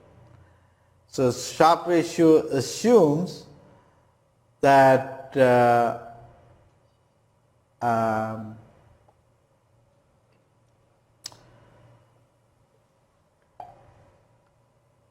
all your risk is diversified away. That is coming from the capital market line. Whereas the trainer ratio does not, if there is any undiversified, unsystematic risk, the trainer ratio will discriminate against that. Yeah, so you need to discuss the conflict in ranking. Theoretical performance used as the denominator reflecting the theoretical decision associated with CML, and the trainer ratio coming from the SML. So you need to reflect on that in terms of diversification. Yeah, so the Sharpe assumes that all your risk is diversified away. But if you have a portfolio that does not diversify away that risk, that will show up, right? So just understand this conflict in ranking, and yeah, so that covers that.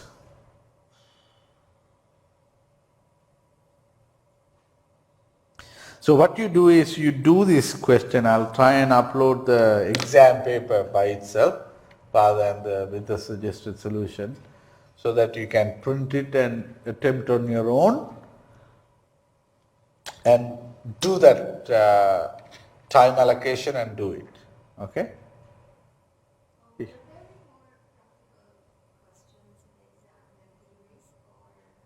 Well, it's a combination of both. Yeah? Yep. So can you explain the ranking part once more, because I didn't understand? Okay. So what does the Sharpe ratio do? Sharpe ratio has the standard deviation as the risk measure, right? So the standard deviation is composed of what? Systematic and unsystematic risk, right? Whereas trainer ratio has only the systematic risk. So the trainer ratio assumes that it is coming from the security market line framework. What does the security market line theory argue?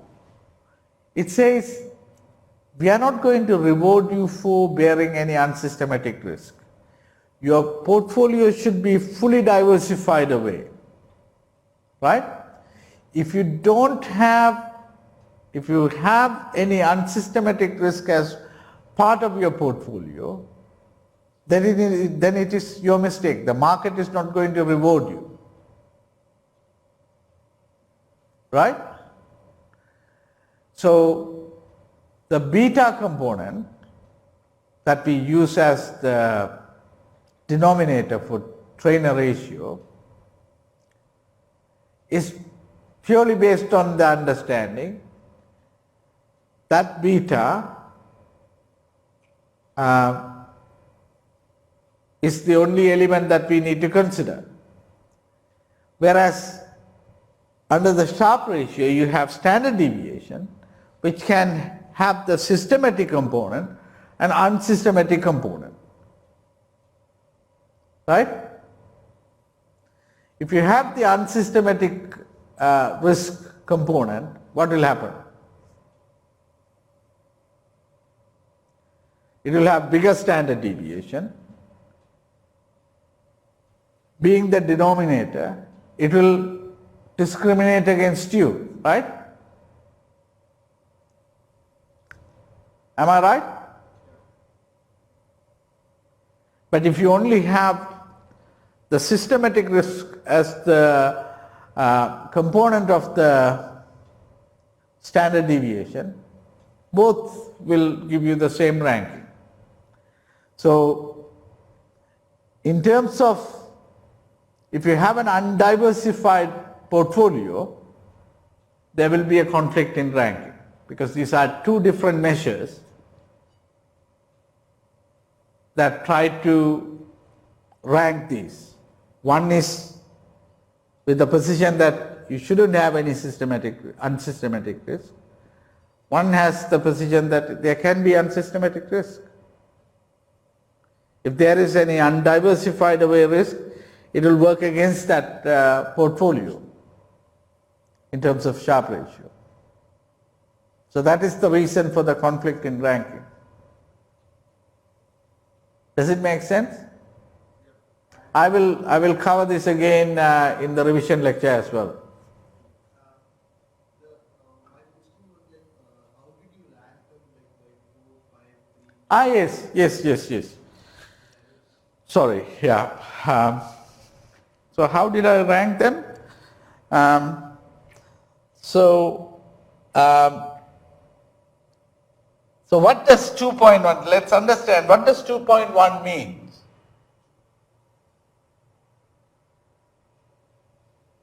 Per unit of standard deviation, you are earning 2.1% risk-free rate, you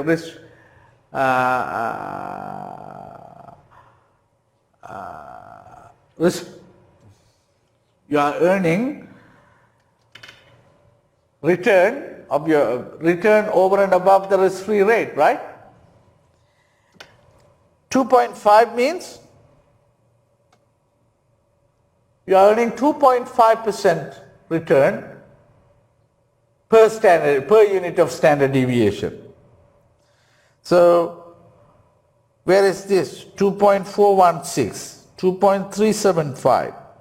So I would rank this as number 1,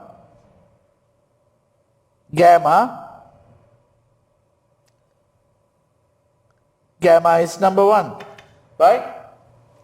The second best performer is what?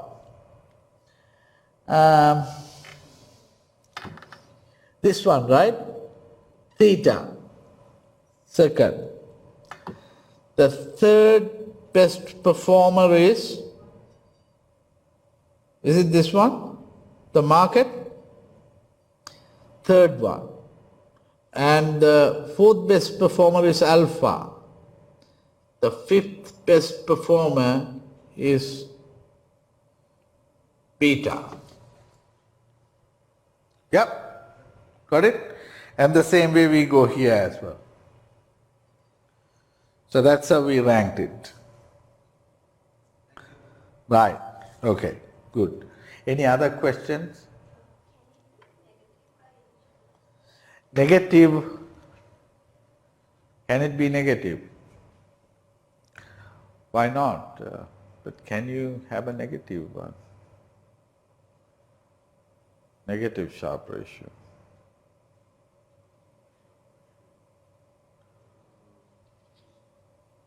Technically you can have, because if your portfolio earns a return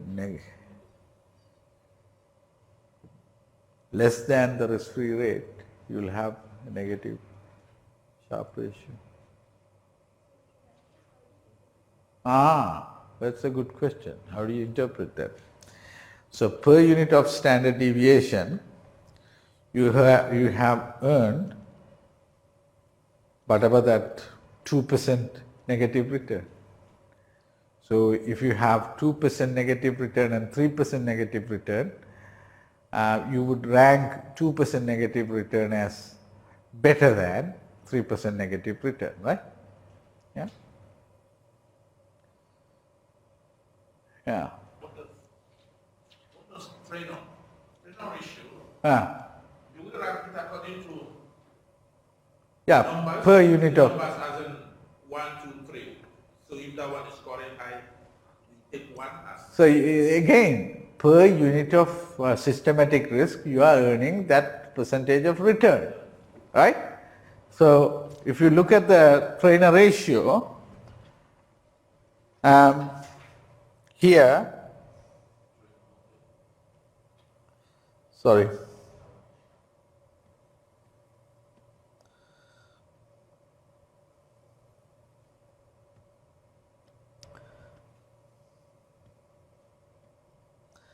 Okay, let's go to trainer ratio.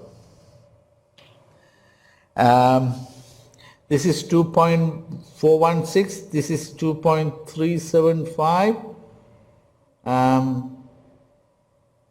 So this is, I would rank this as number 1, right? Sorry, yeah, what did I do? Okay. Trainer ratio, this is 0.105, 0.123, then 0.125, 0.132, 0.0095. So I would say this is number 1, theta, right? Is it lower than? Lower. So what does this 0.123 means? Per unit of systematic risk, you are earning 0.123 return. So higher the return per unit of risk will rank as the highest performing portfolio. This is theta, right? Theta earns 13.2%, 13.2% per unit of systematic risk. Sorry, sir. What of the one that has 0.95? Is it 1 in the front or is it 0.095? Which one? This one? Yeah. Why is that not the 0.095. why is it not number 1? Why? Because it is earning less return. So this is the only one which earns better return than anything else. 13.2%. So that's why I rank it as number 1. Then I can rank this number 2, 12.3. This 2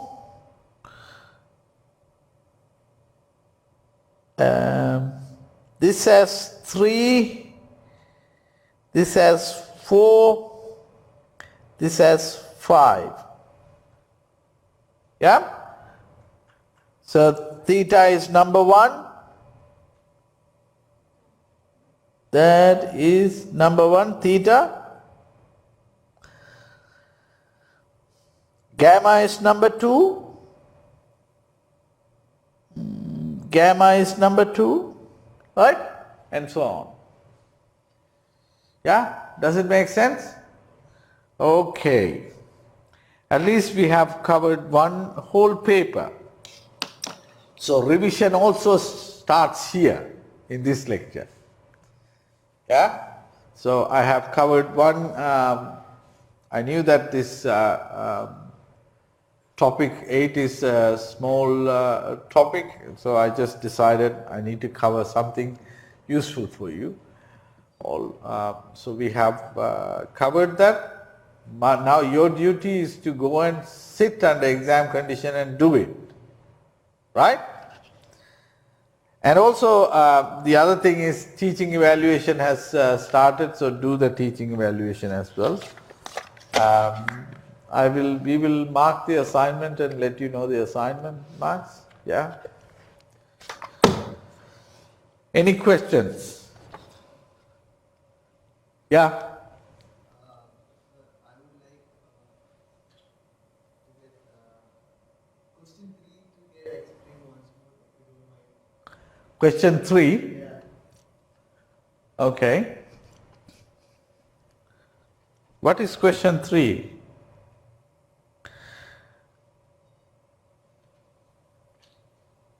Yeah. This is the duration calculation. So duration, how do you calculate the duration? You need to identify the cash flows. This is a three-year bond. The first coupon is 3,000, next coupon is 3,000. At the end of the third year, you will receive your capital amount, right? And then these are cash flows occurring in different periods. So we need to bring them to a common ground by bringing the present value of present value factor. We do that by working out the present value factor. The bond yield is 8% per annum. So per period it is 4%, right? So what is the present value factor?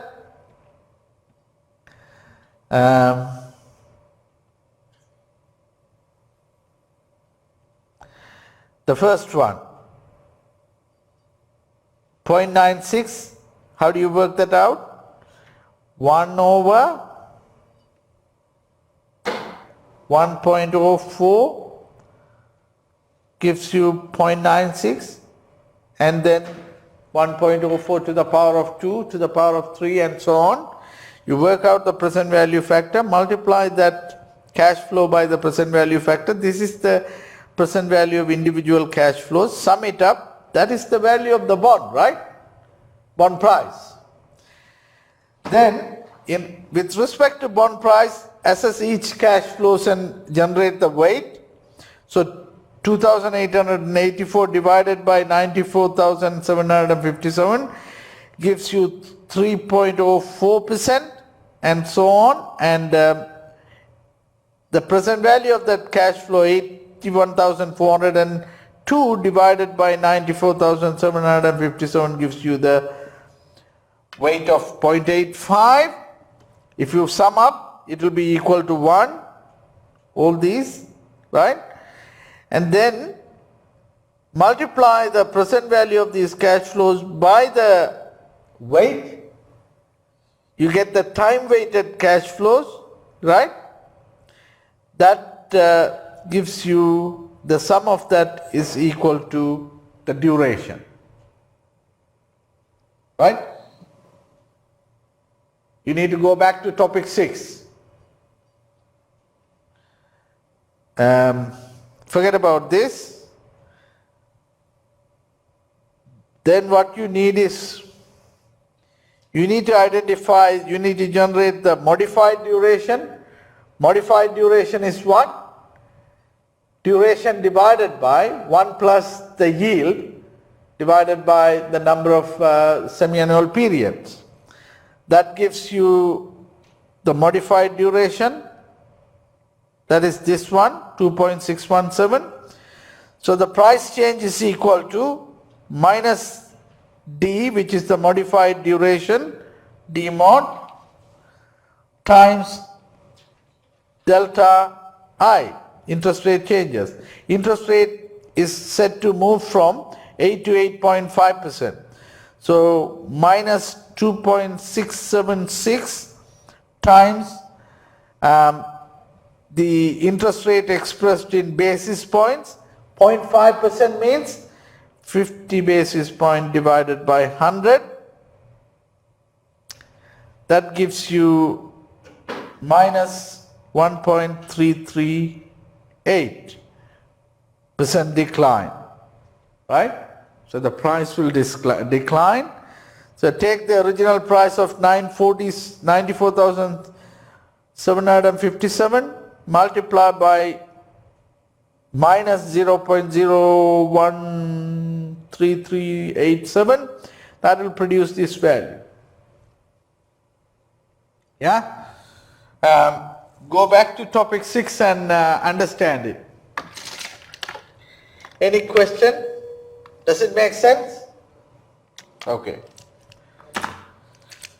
All right, no issue. So do these questions on your own, please. Right? Okay, thank you. And we have come to the final class. And next week, next Friday, we won't have lectures, but we will have the revision lecture on Monday. On Monday. The same room. I have made an announcement on Cloud Deacon. Okay. You fixed the time, right? Yeah, 5 o'clock. 5 o'clock. Same time, but Monday. Okay? We will not have the class on Friday. It's obviously holiday. Right? Okay? Thank you.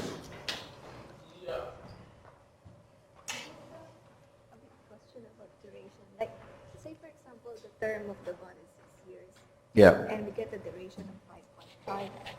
Does it mean we can withdraw the money? So what does it mean? So what it means is that even though the bond maturity is 6 years, you are getting cash flows early in the period so that the duration is not really 6 years, but it comes down to 5.5.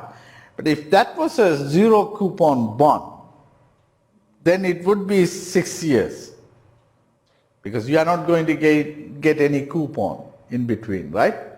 It is the fact that you are receiving coupon is reducing that duration. That duration has sensitivity to bond volatility.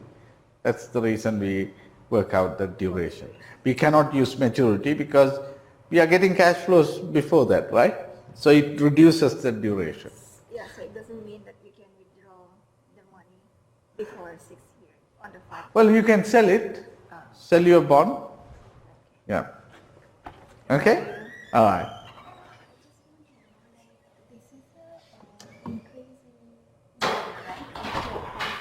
in Eight to 8.5, yes. Can we also have like 8.5 to 8% reduction? Yeah, if that is the case, you will. Then is that percentage going to be a minus figure there? No, it's going to be a plus one. No, I think that, yeah. This should be actually minus. Final answer should be an increase. Here this will decrease. 1.338 will increase if the yield is decreasing. If the yield is decreasing, that will increase the price. If because here the yield is increasing, it is going to reduce the price. Okay. Yeah, so it should be minus 1.338%. Yeah, okay. Yeah. I did email you. When? You replied me. That was yesterday night. Yeah. Because I submitted assignment via referring link. Right. And I told you the reason. Yes, for the past, I can say 8 weeks. It has been 2 assignments every week. Right. And so I've got to the level where I'm just stressed out. I know if I go to the doctor, they're going to start giving me all these medications. That sometimes when I start solving problem on like any of the assignments, once I get it, Can you send me evidence of that, please? yeah, I will send you Yeah, the so that- list of so that- the because I'm doing private diploma in foundation law. But that's not the relevant issue. If you have any medical record, I don't have that. I didn't go to, I don't want to because doesn't matter. But do you have any connection with the doctors previously? Did you have any episodes or anything? no. I said that I did not want to involve Okay. it medically All right. because it will involve taking all these Okay. and it has some effect which I know. Uh-huh. So I just want In the past you yeah, had. Okay. I just want natural as in the normal natural level to take as in Okay. to heal me. You know, like when after this exam period, it will leave me. But because of it's getting towards exam and with a lot of assignments and all that, it's becoming it was like too much for me. Yeah. Like in the law exams, I have to write like some of them is 3,000 words. You have to research and you have to write. Yeah. So This is so so- what my issue is that this situation is the same for all students. Yeah, I've tried to manage some, I didn't. So, do you have any? So, what I want you to do is you write a statutory declaration that you had all this stress, but you were unable to manage it. So that do that and send it to me. Yeah. Because I need to have evidence. Evidence. So I also Because have I evidence cannot of because yeah, I know. every student is facing. Yeah, my problem is if it is like 1 day, 2 days, fine. But 3 days, 4 days, how much will I score? And then I lose like close to 7 marks or 8 marks. See, but it is for me, I feel it's a little bit genuine for me because it was like hell. So like I have the list of the assignments from the other unit, how it was given, list of as evidence to prove such. No, no. Because this thing- I cannot factor in any of the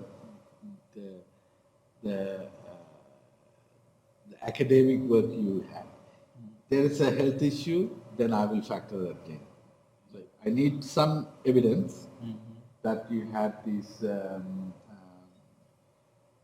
uncontrollable stress or whatever. You need to make a statutory declaration and provide me that evidence. Yeah, that is it only enough? The university will not accept that because you had 5 assignments or 10 assignments. University will not accept that. The faculty doesn't entertain that issue. Everybody has issues, right? Yeah, but like But when if you this have, is related to your stress, then make a statutory declaration okay, and so that is the only acceptable. yeah, this is not an acceptable ground. You know, I had other assignments. Yeah, everybody has other assignments. As in like if they fall within Doesn't this matter. period. Doesn't matter. I had other assignments. I was if this is a personal circumstance, and you had any other issues, then I can I factor say it. like Every student has assignments, right? like this same problem, I tabled it to the university, Yeah. and they were able to adjust my submission for me. Right. As in, I told them, and they said, "Can you provide evidence of the assignments you're doing?" with-" No, that evidence is So- not necessary. Yeah, but I did do that with Victoria Uni, and I was granted. Right. That's Yeah, but with the faculty doesn't entertain this. So if you had excessive amount of stress, then put it in a declaration and just send that evidence. Okay? so I just Because stand there and let the them- university doesn't accept that you had multiple assignments. No, that's Yeah. not an acceptable. Because what actually happened was, I looked at the assignment, I did the graph and everything. I saw it's something I can finish up within 3 days. But once I started it, I found out, no, if you want to write it well, you got to put in some more few 1 or 2 days. But the fear of the time and everything, Yeah. that's it always, I'm always having that problem with assignments. And, Right. you see, so, I think so you everybody really has need to issues. start there, right? Yeah, so get it clear that you had issues and all those things. Please do that. I thank God everything has passed now. It's Right. just to start preparing for the exams. Final And their exam. own exam is in November. So before that, I've finished this one. Right. You see, so, Are you doing an exchange program or? no, you see, it's not exchange program. It's like, I want to do this immigration business, as in like, Uh-huh. So be an agent. what is with Victoria University or Victoria University, Yeah, right? so they do a postgraduate diploma. It's a 1-year program Right, for migration law. right, Okay, so I started it since January. Right. this year. So I'm finishing this. So by the time you finish, then you can do another law exam, Right. what they call cornerstone or whatever they call it. Then you'll be a registered migration agent, okay. which is a business you can do on the side from your normal day job. Right. You see, so that's what I was trying to do, but Okay. it became too much. That if I withdraw from it, I will lose all the whole money I've put in. Of course, And it's not even cheap. It's close to 30,000. Yeah. So, do that, please. So I will do that. And, that's yours. The glass? Huh. No, it's not mine. Yeah. One last one. So, you spoke about emerging equity markets. So, after reading this, I just want to know what do you expect from this? Because there is a lot of information in this just emerging equity market. So, when this comes for example, what should I write? All these points included in this? Yeah. So the emerging, just in emerging equity market, what happens is, No, you're right. Any doubts? So emerging equity markets, you have high volatility, you have high returns, and you have information asymmetry. Yeah. You need to time the market, Yes. and market swings are there. So all these things should be factored in. Exchange rate risk. Those are the realities. Cool. So I'm asking that should I explain the history as well, like where like they have said like between 1976 1992, like these should I explain the history as well, like for the emerging market? If you can bring in examples, Yeah, much better. then that's much better. Okay. You're doing something extra, right? Yeah. Say for example, this 2001 Argentine crisis put so many investors beyond recovery, Okay. right? So that type of examples, will help. That's it. Thank you. All right, okay? Sorry for the No. You got over that. Okay, if you have an answer.